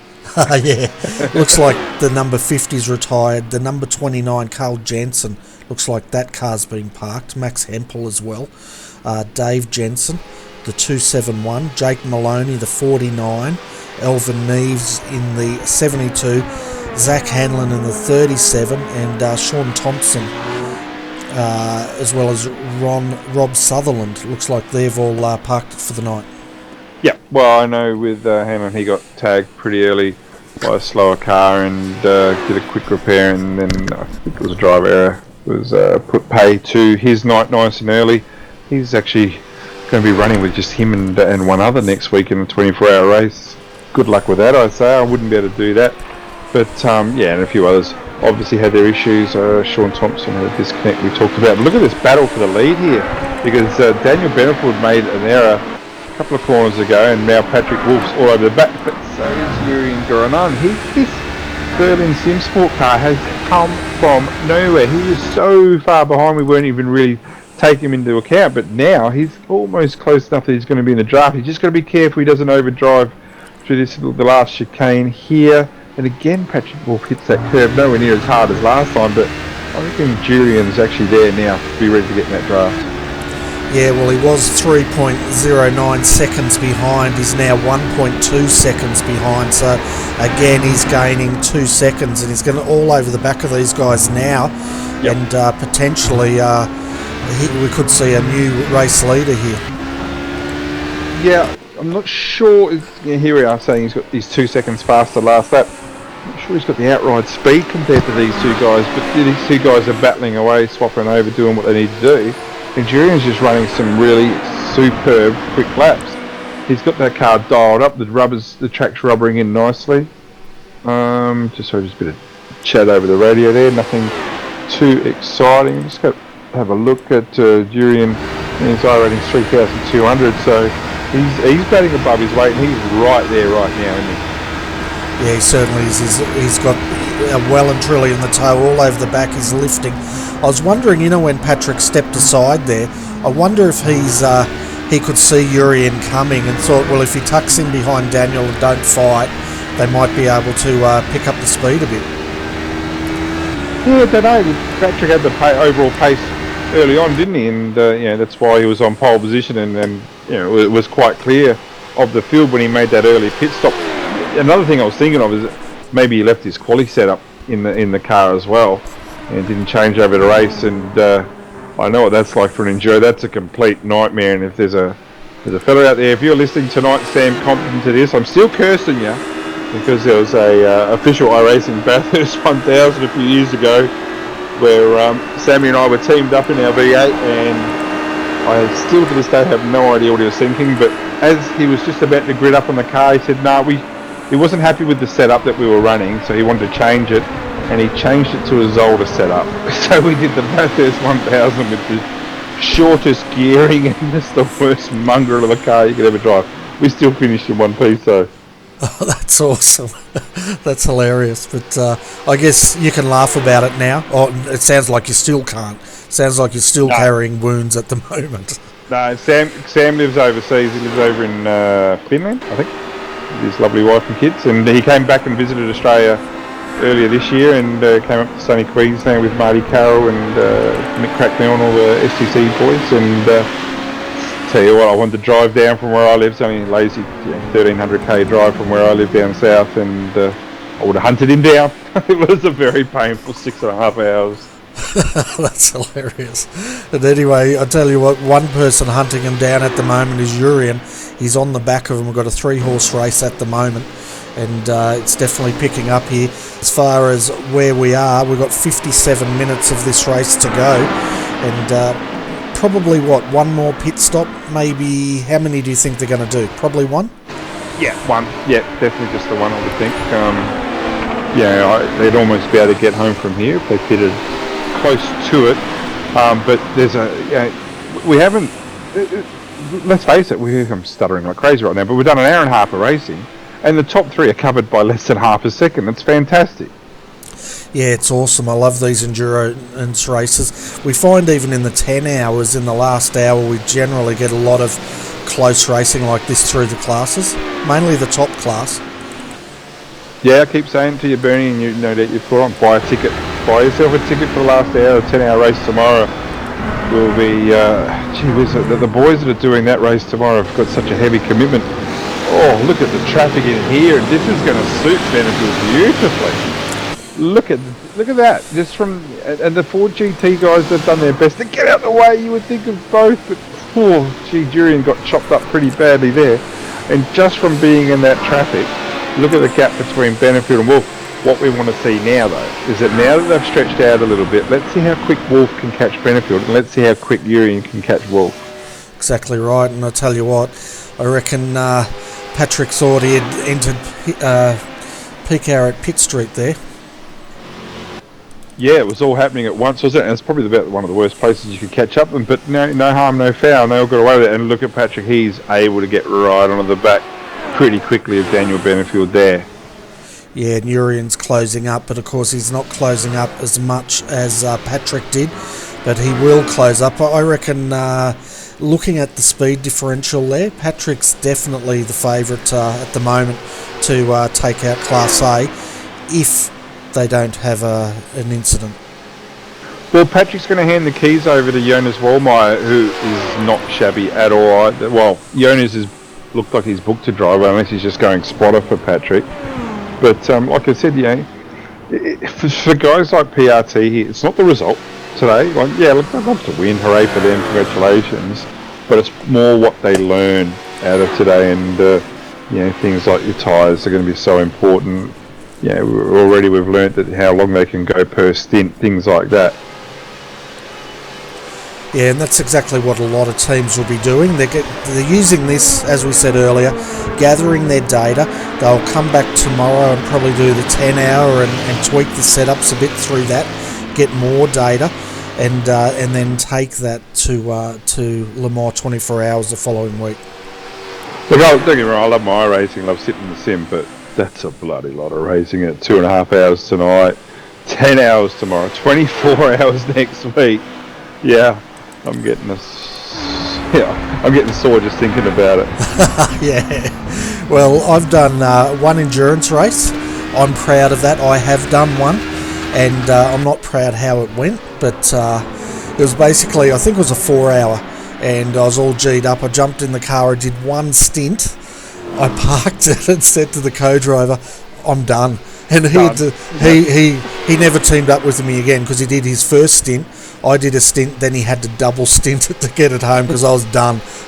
So I'm like you, Bertie. Like, you get the Petchy's fan get to this, but like in enduro, I like starting. I love starting the race, doing my first stint, maybe doing a double, and then just wishing my teammate the best over the next 100 laps. Oh, what? She's all good. Yeah, that was what it was like for me. And I could hear the teeth grinding by the other driver. He didn't say much.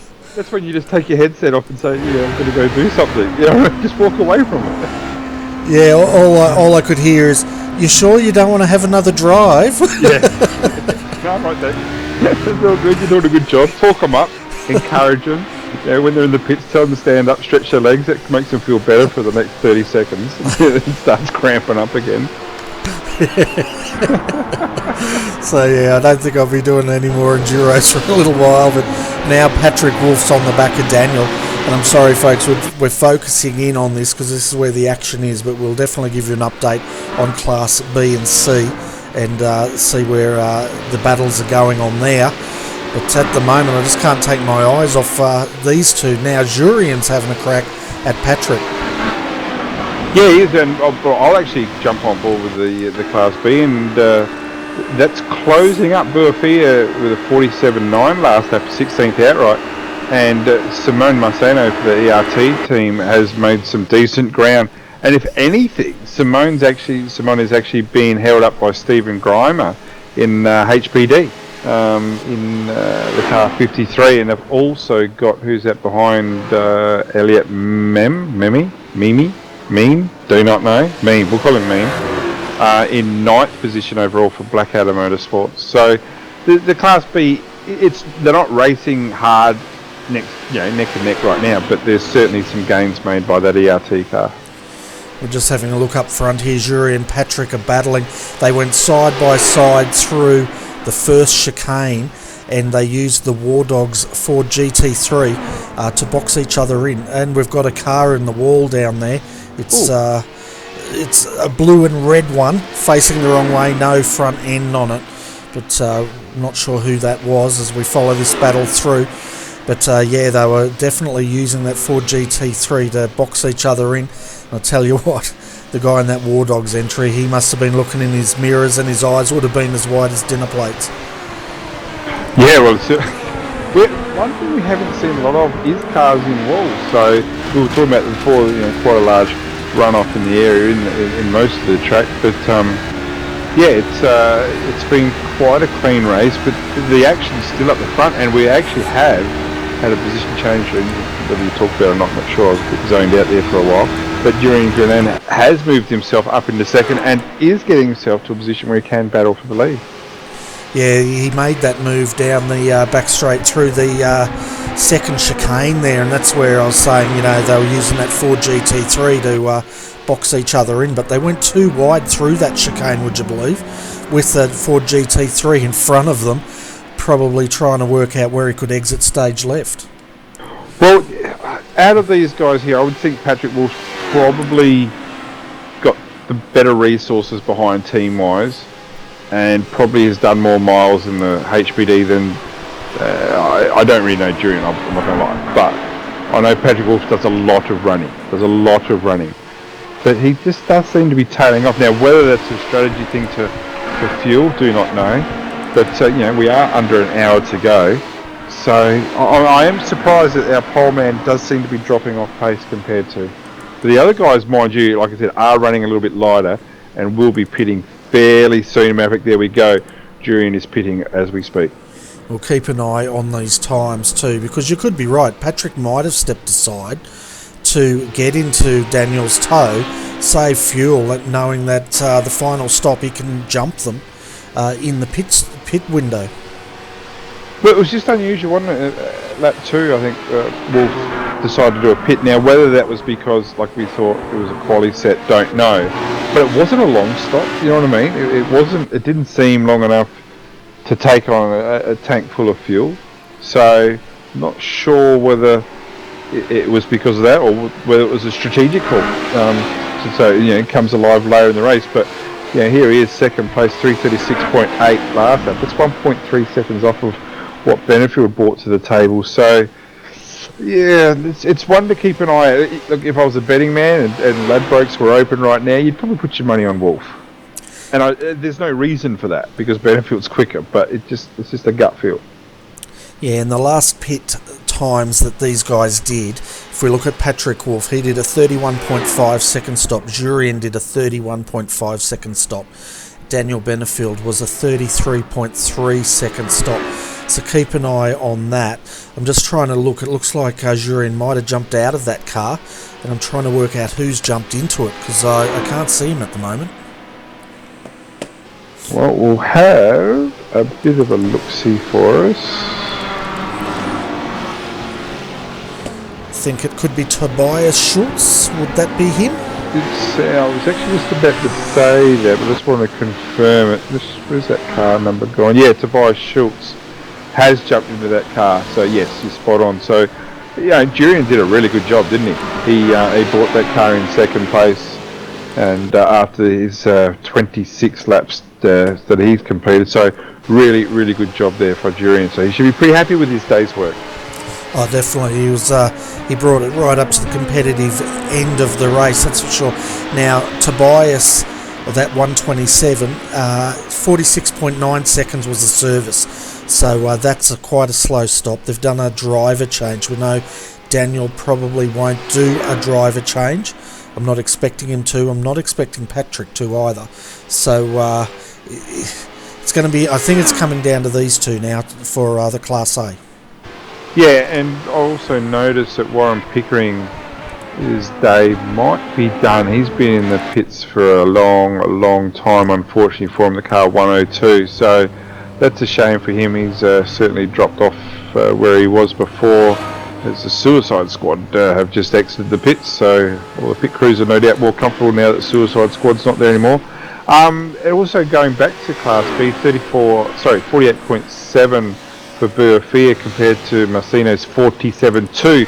So that's starting to close up as well. So, you know, Marcino's done a really, really good job here, starting to peg back. We thought Buafia was away, didn't we? Like the Corvette C6 was extremely quick for a patch there, but maybe the track's starting to come back to the Aston Martin, or Simone's actually got on top of where he's at. Yeah, and we're seeing also Stephen Grimmer in the 53. He's not too far behind. He's just coming out of the chicane now as we see Simon. Oh my goodness. Marcino. Yeah, Marcino trying to pull back Buafia here. But I just want the Corvette to win because I like the sound of it. No.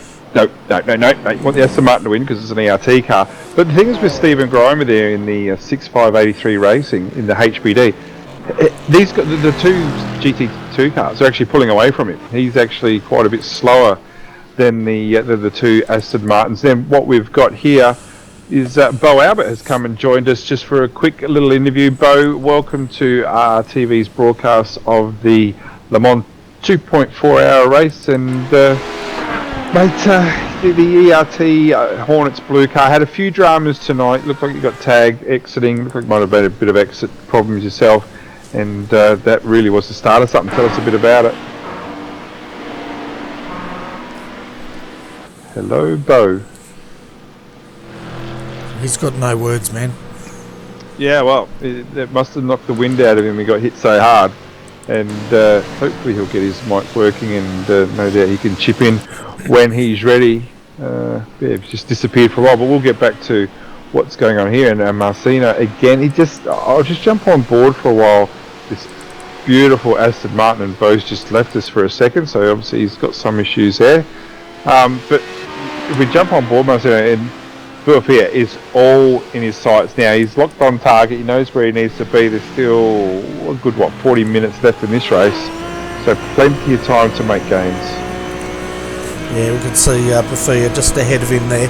While you were talking there, Daniel Benfield's come in and done his final stop, 45.9 seconds. He's rejoined back in third. Josh Rogers is now in second position, and I think he's got one more stop to make. So very long stop by the 127 and the 34. Yeah, well, you'll find that these guys are right to get home. Like you said, I would think that Rogers will have to do another pit stop. It won't be as long, so that might bring him into play. And with Wolf, if he doesn't pit this lap, that's because he's pitting the one after. So there'll be slightly less fuel to put in for Wolf. Now, whether that gives him just that extra little bit to stretch out. Just have a look at the Rogers car 45. We'll get to you in a sec there, Bo. Car 45 pitted last. Yeah, so they're coming up. They've done 9 laps on this stint, so they're not going to make it home from here, no chance.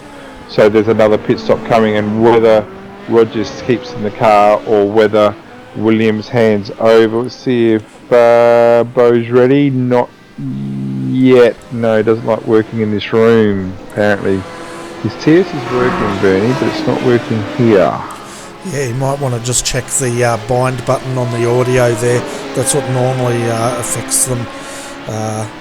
You can do that in the settings, but while you were talking there, Bafia has brought that car in, the Corvette's in, taking service. At the moment, that's allowed Marcino to come through to take the lead. So the Class B pit stops are starting to happen as we speak.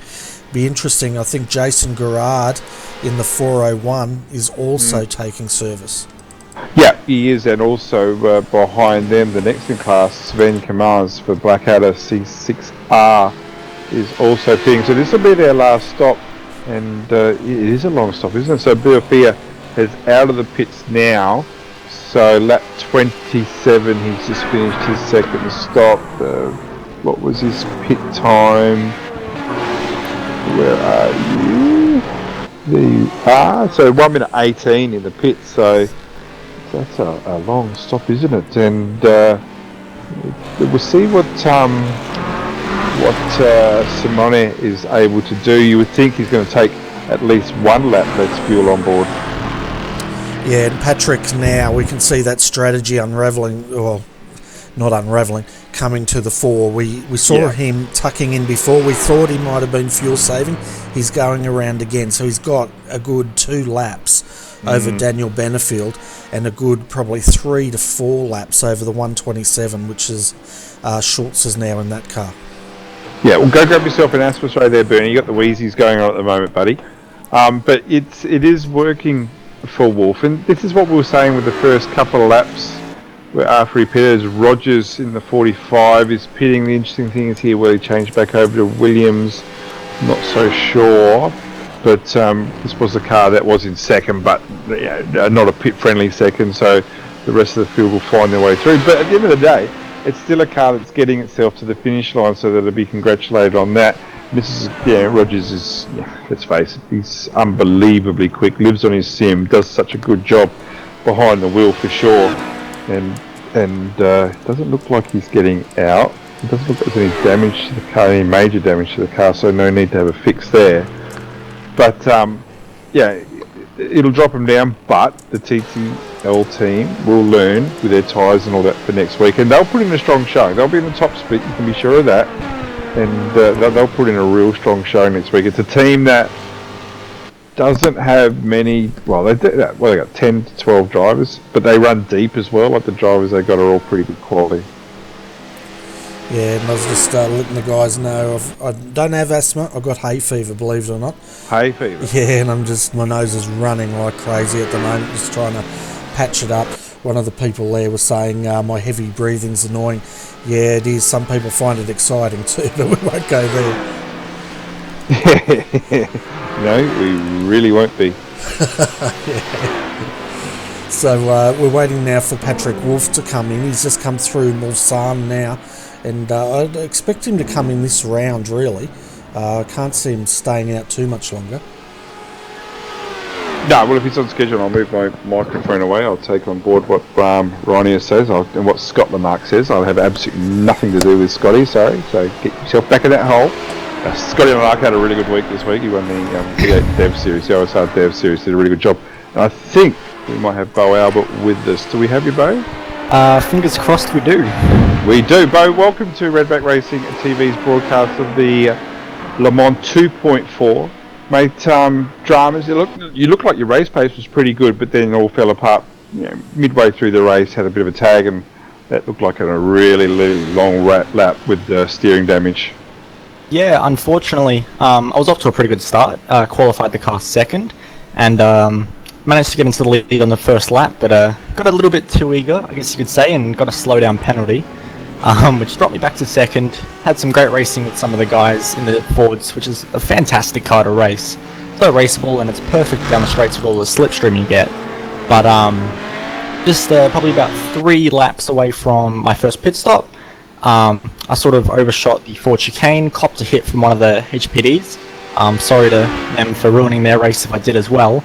But yeah, just knocked the steering out, and for whatever reason, steering never wanted to go the same after hitting for repairs, so sort of put an end to my night a little bit early, but got some great racing happening at the moment, so not complaining too much. Yeah, and that's what it's about, and we were talking before you here in regards to other teams like the Pure Racing team. It's not so much the result tonight, it's what you learn from tonight, and I guess to a point, you're in the Ford GT, so it's not going to be learning too much, let's be honest, because it's not raced next week. But you as a driver, what do you pick up tonight? Like, are you picking up with the track, just getting used to doing lap after lap, just getting that consistency in, or what do you learn from tonight? I think the biggest thing to learn from tonight, heading into the Le Mans 24 hours, which is the big thing everyone's looking forward to, is definitely the biggest thing is traffic management. How you deal with that, and how can you deal with that in the best way without losing time. So that's one of the big things I've taken away from tonight, is just learning where are the good opportunities to let the faster cars through, and if I'm in a position, where can I attack other cars and use traffic, to my advantage. So that's one of the big things. Another good thing that drivers in this race can still learn, as it's constantly evolving, is the track. The longer you go into this race, the more grip it's going to get, so that is a whole different challenge for these drivers to get used to. And so you talk about the track evolving, so it rubbers in. Did you find yourself as the race goes in getting more comfortable, and how were the tyres as well? Like, without, let's face it, we can give as much away as we want because the car's not going to be used, but did the tyres seem to hang in there?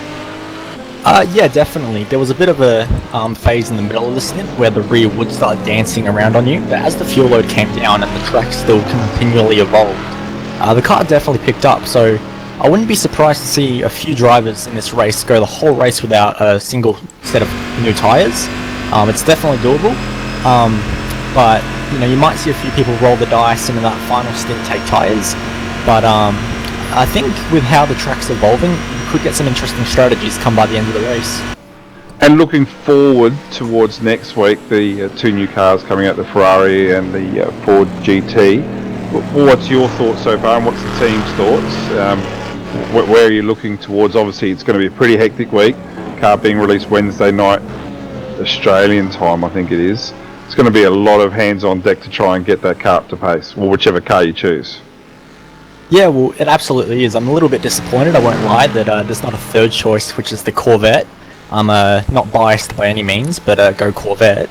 But no, for these drivers, it's almost going to feel like a bit of a proper race weekend. You're only going to see the car and the track combination just days before you're expected to be performing at the highest possible level. So for all the teams and drivers, it's going to be a mad scramble, and we're basically just going to have to get on every night we can, work as a team, every driver getting as much feedback as we can, bouncing ideas off one another, and I think you're going to see that when the actual Le Mans 24-hour does come around. It's not necessarily going to be the quickest team that has won the race. It could also be the team that has worked the best and adapted to these new cars the best.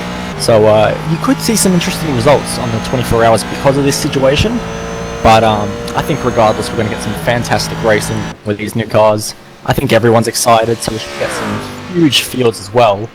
So I think everyone's positive. As for what car I'm leaning towards, I think I probably would look at the Ford. But I know a lot of people love that scarlet red Ferrari, so we should see some mixed grids too.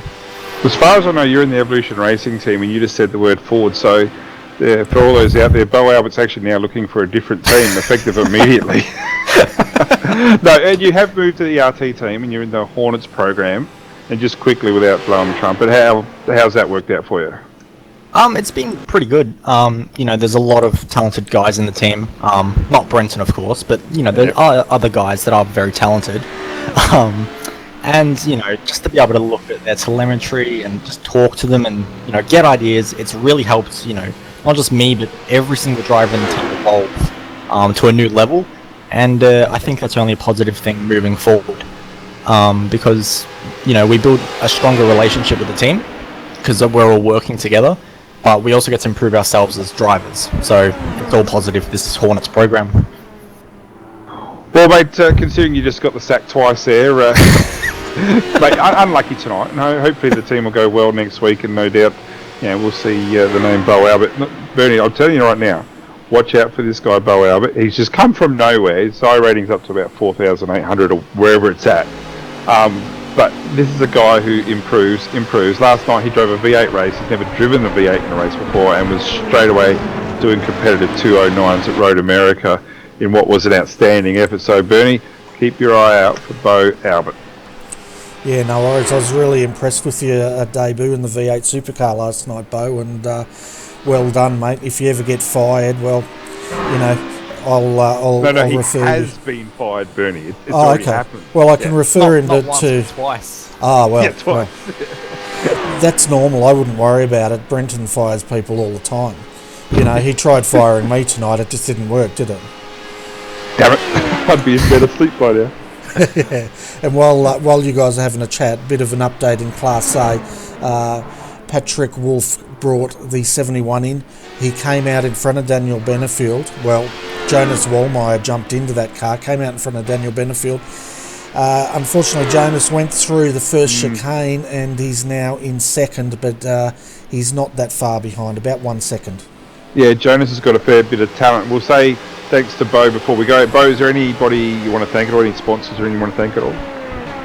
Yeah, of course. All the team sponsors are absolutely fantastic, from Logitech G, Joel Oil Timing, GTI, MPMS, MS Limited Edition. All the sponsors do so much for the team. And yeah, just also a massive thanks to Brenton for this is live just right now. I've been hired for the third time, so big thanks to Brenton for that.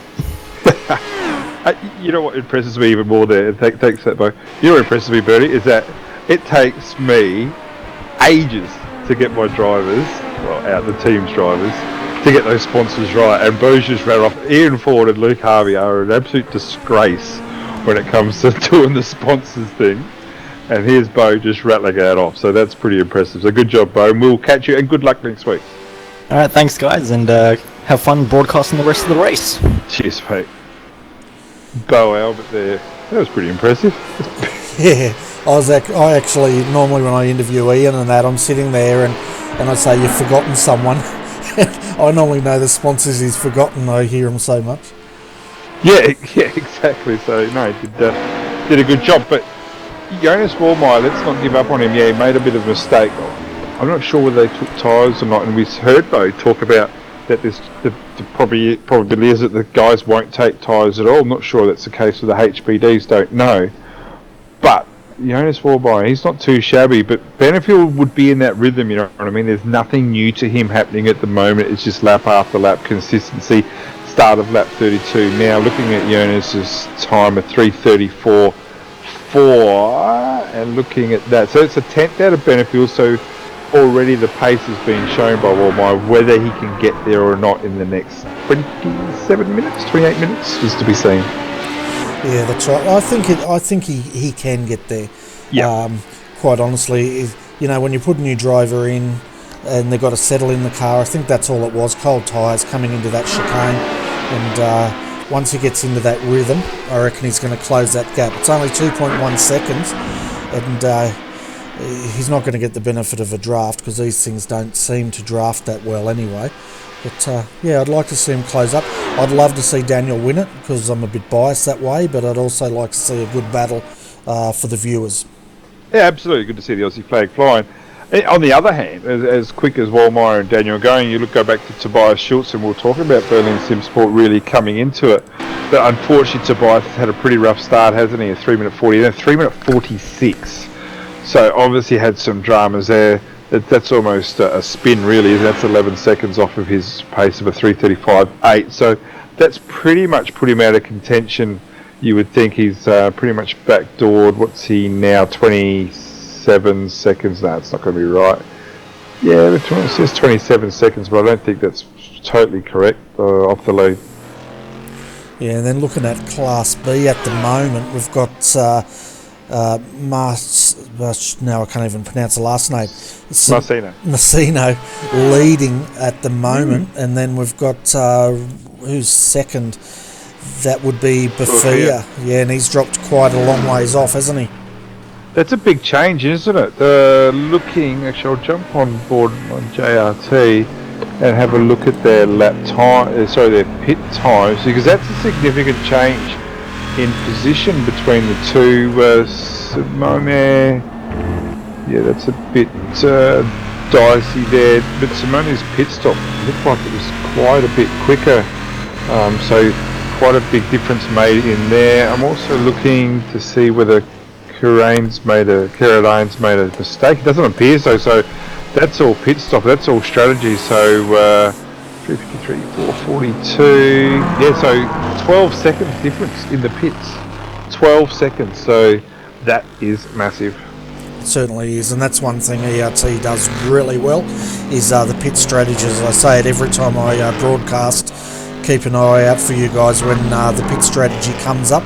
And once again, we're seeing that just in the difference in pit times. Looking down to Class C, we haven't seen a lot of these guys. And David Barclow at the moment is in second, and he's chasing down, who is it? Menzano, I think, for War Dogs GT2. So a change for the lead there.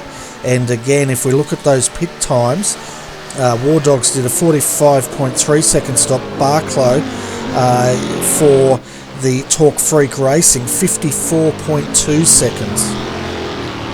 Yeah, so it's closing up all over the place, isn't it? And I'm just thinking here, with going back to the GT2s, what have we got? 23 minutes to go. That's a pretty decent gap that Simone's pulled out on Bafia, so I'm always going to call that in favour of Simone. And then, like you said, we go back to the War Dogs, the car 935. So those who have to listen to my new Logitech mouse clicking madly away. 358.7 for Manzano.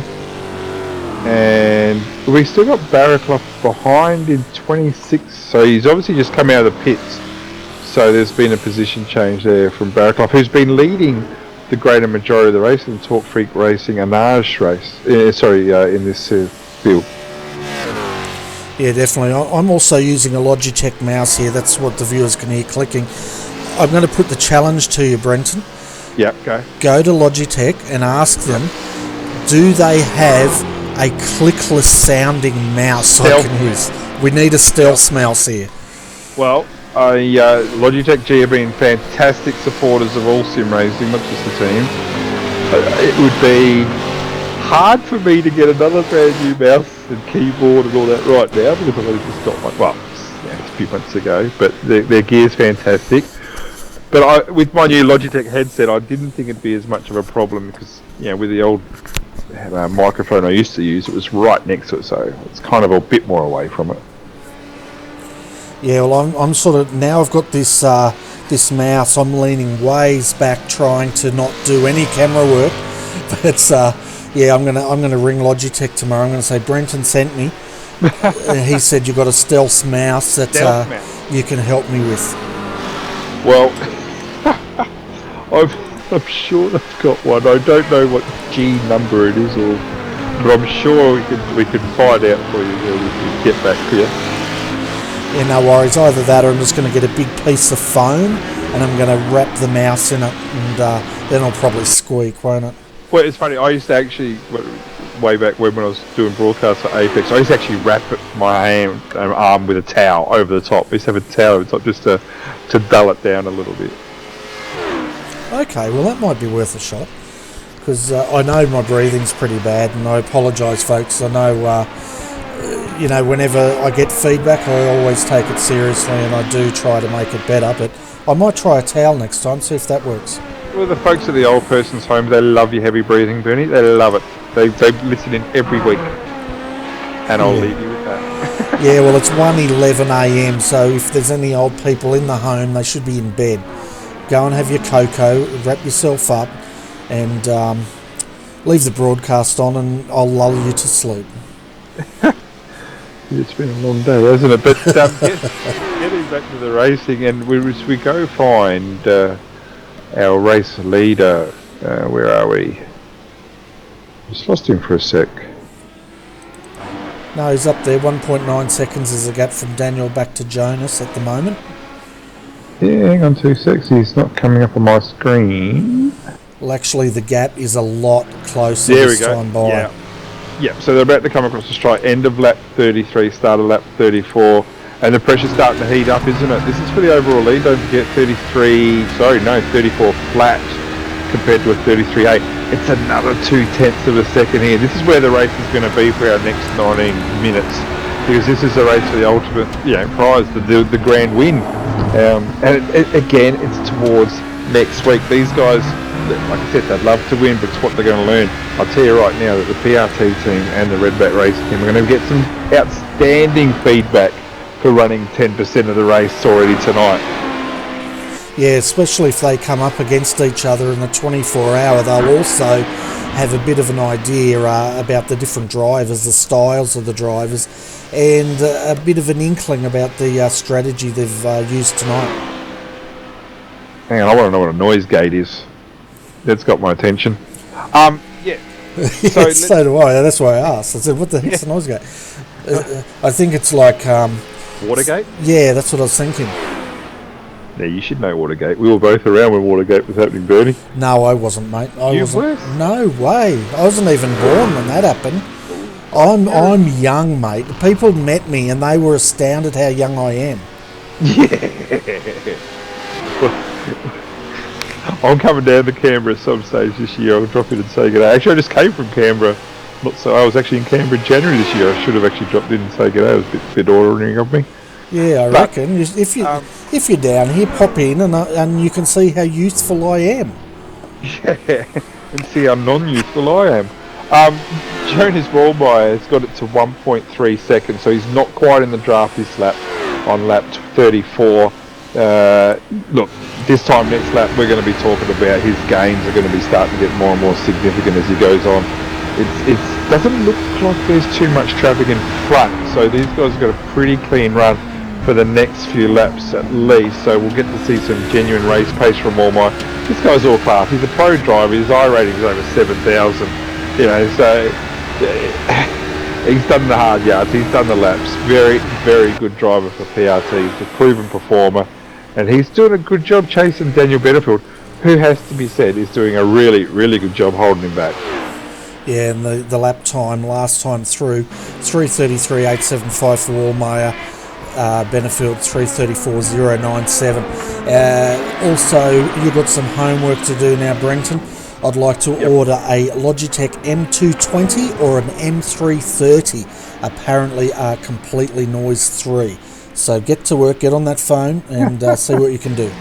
Well, we'll give Alice a call and see what we can come up with there, Bernie, and we'll give you the team discount. Good luck with that. No, Logitech G have been fantastic this thing, but also more importantly, there's some unbelievably quick guys there. They're like, let's face it, there's the OSWs and the all sorts of the Ushers and all. So many great products out there, pedals and wheels and all that. But there's some incredibly quick guys out there still using the G27, G29. They are such a good product, and it's if the M220 or the M330 are the way to go, I would highly recommend them. That is not the task here. But anyway, I'm trying to swerve and dodge and weave at the same time. You're not driving. No, you're right, I'm not. It's all good. So we've got Marcino at the moment leading Bufia in second. That gap is closing up slightly as well. If we have a look from the gyro cam, he can see Marcino fair ways ahead of him, but he can see him. How's this a response from your boy, the Redback Racing car of Benfield? 34.1 last lap. in comparison with Walmeier's 34.6. So that's a half a second, and this is when I was thinking right now that it would have worked the other way. Another 2/10 by Walmeier would have got him into the draft of Benfield, and he really, right now, be on his way working through him right now. But it's gone the other way, hasn't it? Benfield's actually gained half a second. Further to that, he's also got a couple of lap cars in between the two of them. So this has been a really, really, really strong lap for Benfield. He's going to get held up a little bit maybe by the Ford GT of Ricardo Silva for Prevailing Racing there, but he's going to make short work of that. What Walmeier's problem is going to be now, as we have a look, is he going to get to this Ford GT and this Aston Martin before the next chicane, thinking no, he's not going to get to the Aston Martin of Marcino, but he's going to comfortably get past this Ford GT here as they get under the brakes. Yeah, he's going to make that move quite comfortably.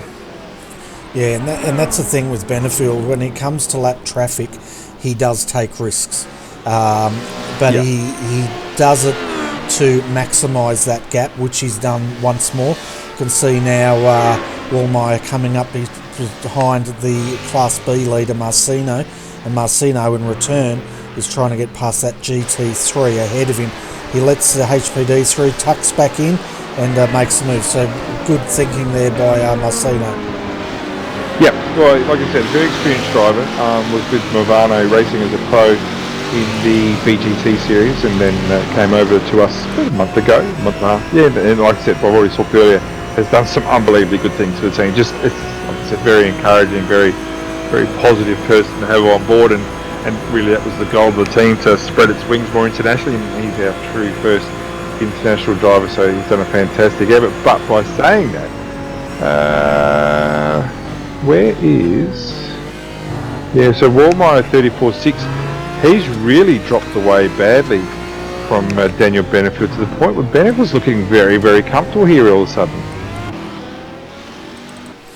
Yeah, I'm not sure what's happened there, because he was closing right in. I think it must have just been the traffic, because I'm just having a look to see if there's been any off tracks by Walmeier, and I just think that's the difference in the traffic. We did have lap 33.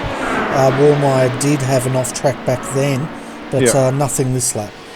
Well, it's gone from 1.8 seconds that we talked about last time, thinking that he's going to be in the draft shortly, but it's now gone over out to 3.3 seconds. So again, Benfield's done an outstanding job, and to the point now where you'd call him as the favourite now. And let's see whether Walmeier gets through. So Suicide Squad there of almost committed harakiri there, and Walmeier's going to suffer even more. It's now out to 4 seconds, that lead. 36.2 last lap in comparison to Benfield's 34.5. Yeah, so it's 15 minutes to go. The elastic band is almost to the point where it's snapped, and we'll see if he can close in, but pretty frustrating, I think, for Walmeier. They're trying to get past Suicide Squad, but I think if they hadn't moved across, he would have probably tried to commit murder at about that point. Well, at the end of the day, I think there's probably about 4 laps to go, and if Benfield can do the same laps he's doing now, he can even drop off about half a second a lap, and he will still have this race in the bag. And I'll tell you what, Bernie, with your team, I know you're not involved as much with them as you used to be, but still, it'll be a fantastic result, and one that the team should really, really put out there and brag about. Oh, definitely. If Aaron Lee's watching, he's one of the team owners of Redback Racing. Aaron Lee. Never heard of him. I never didn't need him tonight. Where was he? Didn't need him. Well, he didn't need to step in, because he's got a few good blokes out there. He's got Daniel out there leading the way, and Mr. Pickering out there. Not sure where he is at the moment. No, I think Warren's gone and left us long ago. Oh, okay, well, it's past his bedtime. It is like 1:20 in the morning. I know. Tell me about it. Thank you to Blake Neck for running it at this time.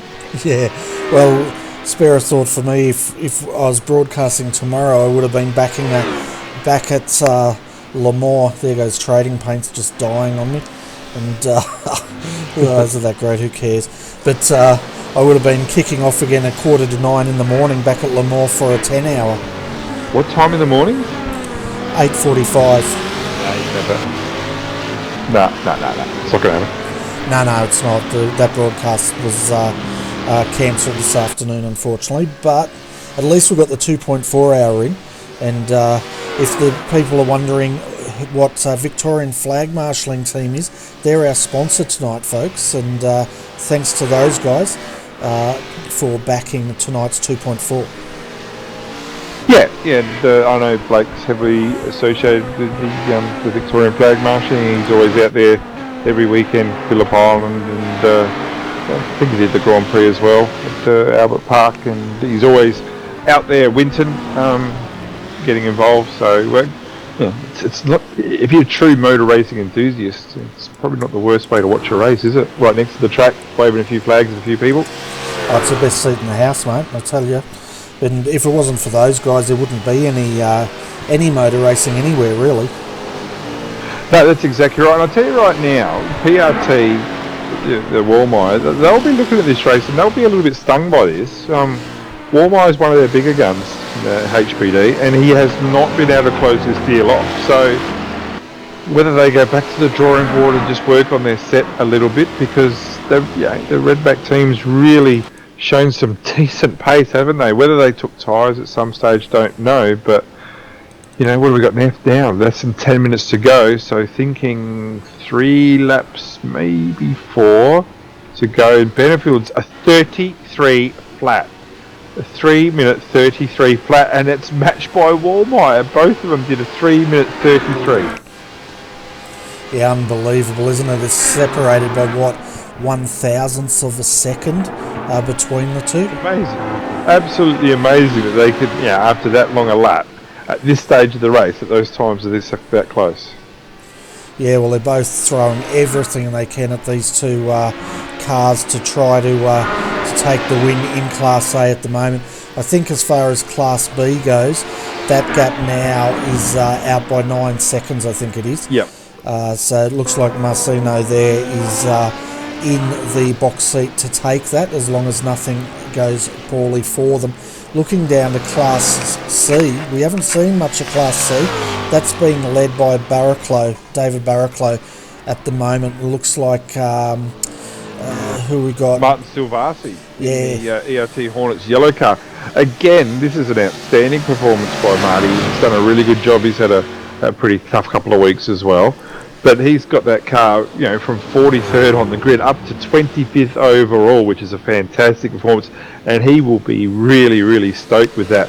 But I also want to give a bit of a shout out. We haven't covered them at all, Bernie. So if we can get your camera work to jump to the car 70, car 70, Yuri Mojak for the Fusion Racing UK. These guys are up to 3rd place overall. We haven't talked about them yet, but they've got themselves onto a podium. They've come from nowhere to get up here. We'll definitely get to them shortly, but at the moment, Silvassi and John King are battling it out here for 2nd and 3rd, and Silvassi's just got past King now.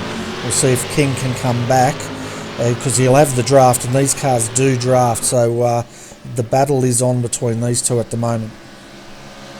Yeah, well, we'll jump on board. Like you said, it's a battle for a 2nd position. It's a decent little battle too, but like I said, Marty Silvassi, this is a really, really quiet achiever.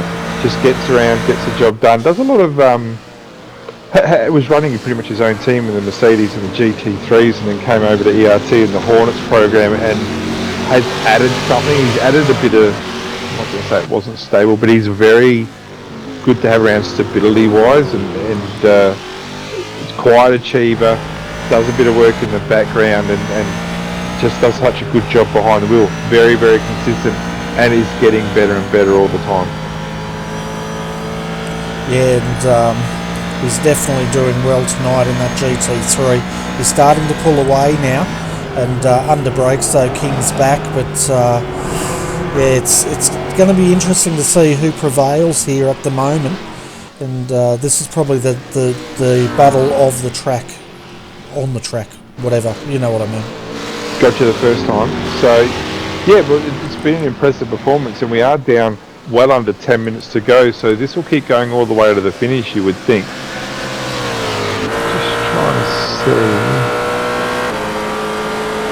Yeah, the other question I've got for you as well, Brenton, we noticed ERT's running ERT Hornets. From what I understand, that's like the young guns type teams of ERT. Yep, that's exactly where Bo Elbert here before. That's exactly what it was like. We've got ourselves the formerly ERA, now ERT, got themselves in a position where we would consider ourselves to be a pretty strong team. And there's a lot of guys, like every week, and even today, every week, we get guys from iRacing who want to join the team. And you can only have so many. Like, let's face it, you said yes to everybody. You're not a team, you're a domination. You're a country, you know what I mean? A country, Domination. You know what? It's crazy having a field of 40 and 30 of them being the same team. That's a bit crazy. So, but what we've done is there's such good guys out there, like Bo Elbert, like Marty Silvasi. Tom Callaghan does our dirt program. Dan Polton helps out as well. Scotty Lanark, I can't let him go by because he's only been doing iRacing for about 7 or 8 weeks. We got them on board to help them out, but they've just hit the ground running, and it's just the way that they've joined the team has been so impressive. It's a program that's already worked. Yeah, if we stopped it tomorrow, it's already worked, and the goal is, and ultimately these guys, I'm very confident, will stay within ERT, and then we move on and get a new. What's a bunch of herd? No, what's a bunch of swarm? We'll get a new swarm of hornets coming in, no doubt later on. But for now, these guys, it's fantastic and so enthusiastic as well. Like, you get guys who come and go, and the new guys just bring such enthusiasm. Just keeps you on your toes, and make sure you get the job done. Yeah, it's a really good initiative. The other thing it does is it allows the guys to have a bit of a transition path. They come into the Hornets, prove themselves, and move on up in the team, and just makes a big team like yours more accessible to them, as well as giving you guys the opportunity to run it sort of like an academy, I guess, and train them up into the way ERT does, the way you conduct yourselves on and off the track. I'm sure you look at all that as well. Yeah, absolutely. Well, you heard Bo Elbert tonight. Like, that lad speaks superbly. He does such a good job, and and we don't just do V8s. We do GT3s, and we'll work our way into other series as well. So we are a big team, and I think there's been objections to big teams, but I think other teams are coming around and getting new guys on board. So I think it's amazing to think that we've been going for so long. And I was only talking to someone today. We still haven't had an argument. We will one day, no doubt, and we're all grown up. We'll get ourselves through it. But it's a pretty happy place to be at the moment. But we are back with John King and Marty Silvasi, and Marty's done a great job here, hasn't he? The lap times are very, very similar, 0.7 of a second difference last time, but Marty's just starting to stretch out that little bit, and I reckon we'll be getting close to having the white flag for these guys next time around. Oh, definitely. They're lapping in the 3-minute 50s. Got 5-minute 50s left of this race at the moment. The other one to keep an eye on, though, is Bafia. He closed in 1.3 seconds on Marcino. That gap was like 5.4 seconds last time across the start-finish line. Yeah, and the other one to keep an eye out for, how is this? And they're going across the start-finish line now. We've given it up for Wallmeyer in the PRT car. Since then, he's reacted. He's obviously listened to what we've said. A 32.5, a 32.6, and that's a 32.2 for Daniel Benfield. What a reaction from him. So that was closing up. But right now, this is what super impresses me right now, Bernie, as a manager, and also as a commentator and just as a general fan. And you make sure you tell Daniel Benfield this afterwards. Lap 39 is the fastest. Sorry, lap 38 for Benfield was his fastest lap of the race. When he needed to get it done, he pulled out a 32.241. 32.241. That is super impressive. That's the type of thing that wins your races. Certainly is, and that is the fastest lap of the race now. Previously it was in the 3:33, so he's definitely throwing down the gauntlet, or more like Wallmeyer is. He knows he's coming. Daniel knows he's coming, and he's doing everything he can to keep that gap. It's down to 2 seconds. So 4 minutes to go. They're going to get through this, then they'll get the white flag, and one more lap after this. Yeah, so both classes A and B will be coming down to the wire, won't they? Just thinking, Walmeyer's got it down to 1.5 seconds. If he can find that extra 3/10, he'll be in the draft for sure. But time's slipping away, and like I said, a 32.2 for Benfield last lap. That was 0.4 of a second quicker than Walmeyer. That's bloody impressive, no matter how you've had it. Well, it certainly is, and this is when the old cliche, Daniel's going to be listening to all the rattles, and he's not going to have time because he's got Walmeyer breathing down his neck, and he's got to pretty much focus on doing it. But this is really when it becomes a psychological battle with yourself, isn't it? Just hitting your marks, driving consistently. Let the guy behind you be the one to get desperate and be the one to make mistakes. Don't you make the mistake that puts you back in the clutches of the guy in front. So, the guy chasing, he's the one that's got the work to do. The guy in front, well, he's got himself in front for a reason, but Walmeyer looks like he's made a gain this lap. It's down to 1.4 seconds. There's a little bit of traffic ahead, including another HPD. That could come into play at Stephen Grimer, who's 14th overall, but is off pace in the HPD compared to the others. Yeah, and we'll see how Daniel goes. It really comes down to where they hit this traffic. Daniel has hit it at the right spot. Jonas has been a bit unlucky, it must be said, in a few places where he's come across the traffic at the wrong time. But it's definitely on between these two now, and it's anyone's race, really. Yep, yeah, it is. So I'm thinking here the next lap will be the last lap, and it's up to you exactly right. It's where he's going to hit this traffic, and he's not going to hit it in a friendly spot at all. This is going to hurt really badly. But now it's, and an off track, there's definitely an off track, and Walmeyer is being tagged. He got through, but the other two went off, didn't they? Yeah, and just race awareness there. Let's just watch this last lap because it's going to be very exciting. Race awareness there from, I think it was Grimer. Just no race awareness at all as to what's going on here. That's a battle for the lead that he's tripped over, and Walmeyer's done a fantastic job to catch that. That could have ended very, very badly. So just, look, I know Walmeyer was being aggressive there, but let's watch this last lap because right now, no doubt, but he had to be. He's not going to sit off and wait. He's not going to have a chance in heck if he got sat back there. But let's watch this last lap because right now, Benfield's 35-1 got really choked up badly, and Walmeyer's 33-5. Let's see what Daniel Benfield's got in him. Yeah, well, when Daniel made that move, he was lucky he didn't come unstuck himself because he did get that car into quite a bit of a drift, which is corrected. But now the pressure is on. 0.4 of a second over the start-finish line. What do you do as a driver, I guess, as a team? He had an unbelievably good exit there onto the straight. He's gone from 1.08, and he's actually, even though he was in the draft, he's actually pulled away. It's now 1.5. It's now 1.6. It's going up and up and up. So there's no reason to think that Daniel Benfield will not win the race from here. Yeah, if he gets that gap, which he's got, and keeps the head down, it should be his race to win. But it shows, when you're under that sort of pressure and you come across that traffic, it's like... No, I know what's happened here. It's actually pretty easy. We're not even thinking about it. Jonas Walmeyer's got some damage from that hit. He's got no straight line speed, none at all. The race is over. Daniel Benfield will win this race because of the damage from that hit. Walmeyer is really, really struggling to get that thing moving, and that's exactly what's going to be his downfall here. He's I can't see what Benfield's top speed's going to be, but it's going to be significantly higher than Walmeyer's. So we can get Benfield at 304 compared to 286. Game's over.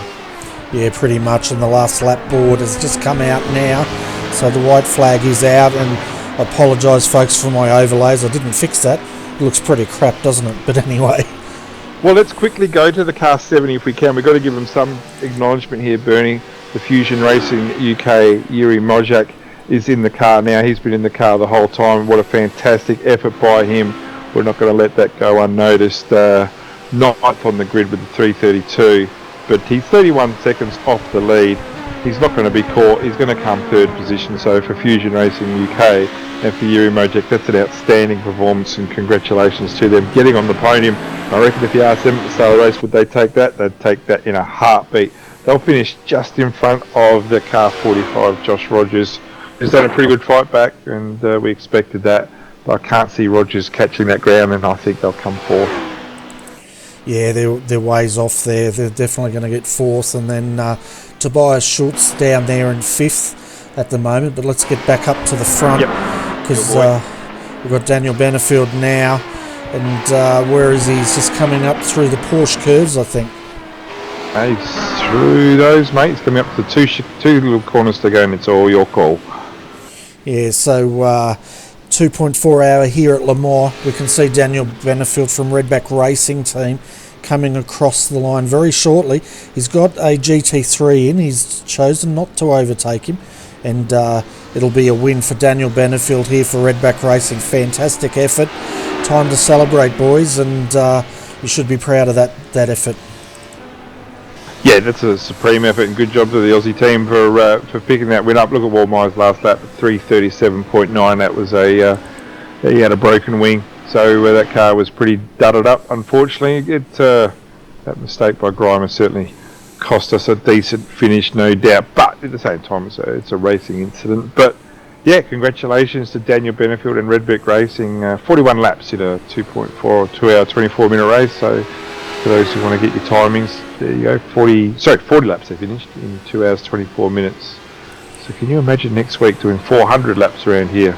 Also, like we said, I'm glad we had some time, as Yuri is coming up to the finish line now for the Fusion Racing, and indeed he got Josh Rogers right behind him, and so they have finished already. So and Josh Rogers just wipes out the stationary car back there with a Benfield. So that was an unusual move after the race, but so that's done and dusted as well. Class B, where is our man? He's right coming in now to the stadium, and you can call this one because he's your boy coming home in Class B. Whoa, and he's got it for 2 wheels, so Simone Marceno, congratulations for the ERT team. Pick it up in the end. That's a good solid result, isn't it? In front of Bafia, who that Corvette just seemed like it was going great guns for an extended time there, but well done to the ERT 227 and to the Fennec Sim Racing, and third in class there, Bernie, if you can give us a hand. Yeah, we've got Itasha Motorsports, the 401 Jason Gerard. He's just coming into the stadium section now to bring that car home. Haven't seen much of him tonight, but he has been in the top 3 or 4 all night. Well, this is a car that was actually racing for the lead for a while, so he really did drop off quite a lot, didn't he? So, good job for him. And our final Class C winners, I think, where are we with that? I'm just trying to find the car 46, whether they've crossed the line. Yeah, they have. So David Barraclough took out that win, and he was pretty dominant throughout, it has to be said. Did an outstanding job for Talk Freak Racing, and Arj did an outstanding job. And really big shout out, I think Marty Silvasi got pipped at the end there by the Blackadder Motorsports. So Blackadder second, and the ERT Hornets Yellow in third. Yeah, Blackadder won that second spot by 0.3 of a second over Martin Silvasi there. So that's your top 3 in each class, folks. And quite an interesting race there tonight, Brenton. Yeah, it was. 2.4 hours can be long at times, but it was a good race. The racing at the front was very, very good, wasn't it? And it was a good, strong field. And again, this wouldn't have happened if it wasn't for a guy, Blake Neck, who organised this and got a good, strong field. And I would imagine Blake will be really, really happy with how this has all turned out. And obviously, for yourself, Bernie, with RRTV covering it, just adds that extra dimension. Yeah, I'm impressed with the amount of international teams that have come out tonight to play. It's brilliant. And when I looked at the time, I thought it's going to be a late start, but it was deliberately done that way to make this race as accessible as possible for teams in Europe and America, and to come to play with the Aussies, of course. Yeah, exactly. I'm not sure I'm that keen to do interviews. I know Daniel Benfield's downstairs, but it's pretty late, Bernie. Oh, it's all right. You can go and get your nap, and Yep. I'll do the interviews. It won't take long. I'll just say congratulations, and you'll go thank you, and then I'm off to bed. Good on you. Good job, Bernie. Thanks for all. And again, well done to class winners. And yeah, thanks for that, Bernie. I shall catch you all later. Yeah, thanks, Brenton, for coming in, mate. I really appreciate it. Hi, Daniel. Welcome to RRTV's Combox. Congratulations, mate. First position for Redback Racing, and you're under a bit of pressure there towards the end. I honestly don't know what just happened. Oh, what a race! I'm speechless, to be honest. Yeah, well, the other one is, I think it was lap 38. You set the fastest lap of the race with a 3:32.241, and it just goes to show how hard you're pushing there. But we noticed Wallmeyer and Wolf, they were coming for you in that 71. What were you doing to react to it? Were you keeping an eye on their times and trying to react, or were you just pushing out as hard as you could? I was just driving as hard as I could. I knew that PRT car would be quick, and it definitely wasn't Collie, and definitely wasn't race trip. I don't know how I held them off, really. I really don't. Yeah, we were watching the lap times, and a couple of laps there, you guys were within 0.02 of a second of each other over 14 kilometres. So there was nothing separating you guys, but well done for not cracking under pressure and for churning out those fast times lap after lap. So excellent effort. I reckon you should go and tell the boys in Redback Racing and tell them you want a poster put out with tonight's win, mate. Oh, and a paycheck. A paycheck would be nice too. And a paycheck. I know the new owners, they do have a lot of money, so just tell them that you deserve a paycheck. None of it's yours, of course, Benny. None of it's yours.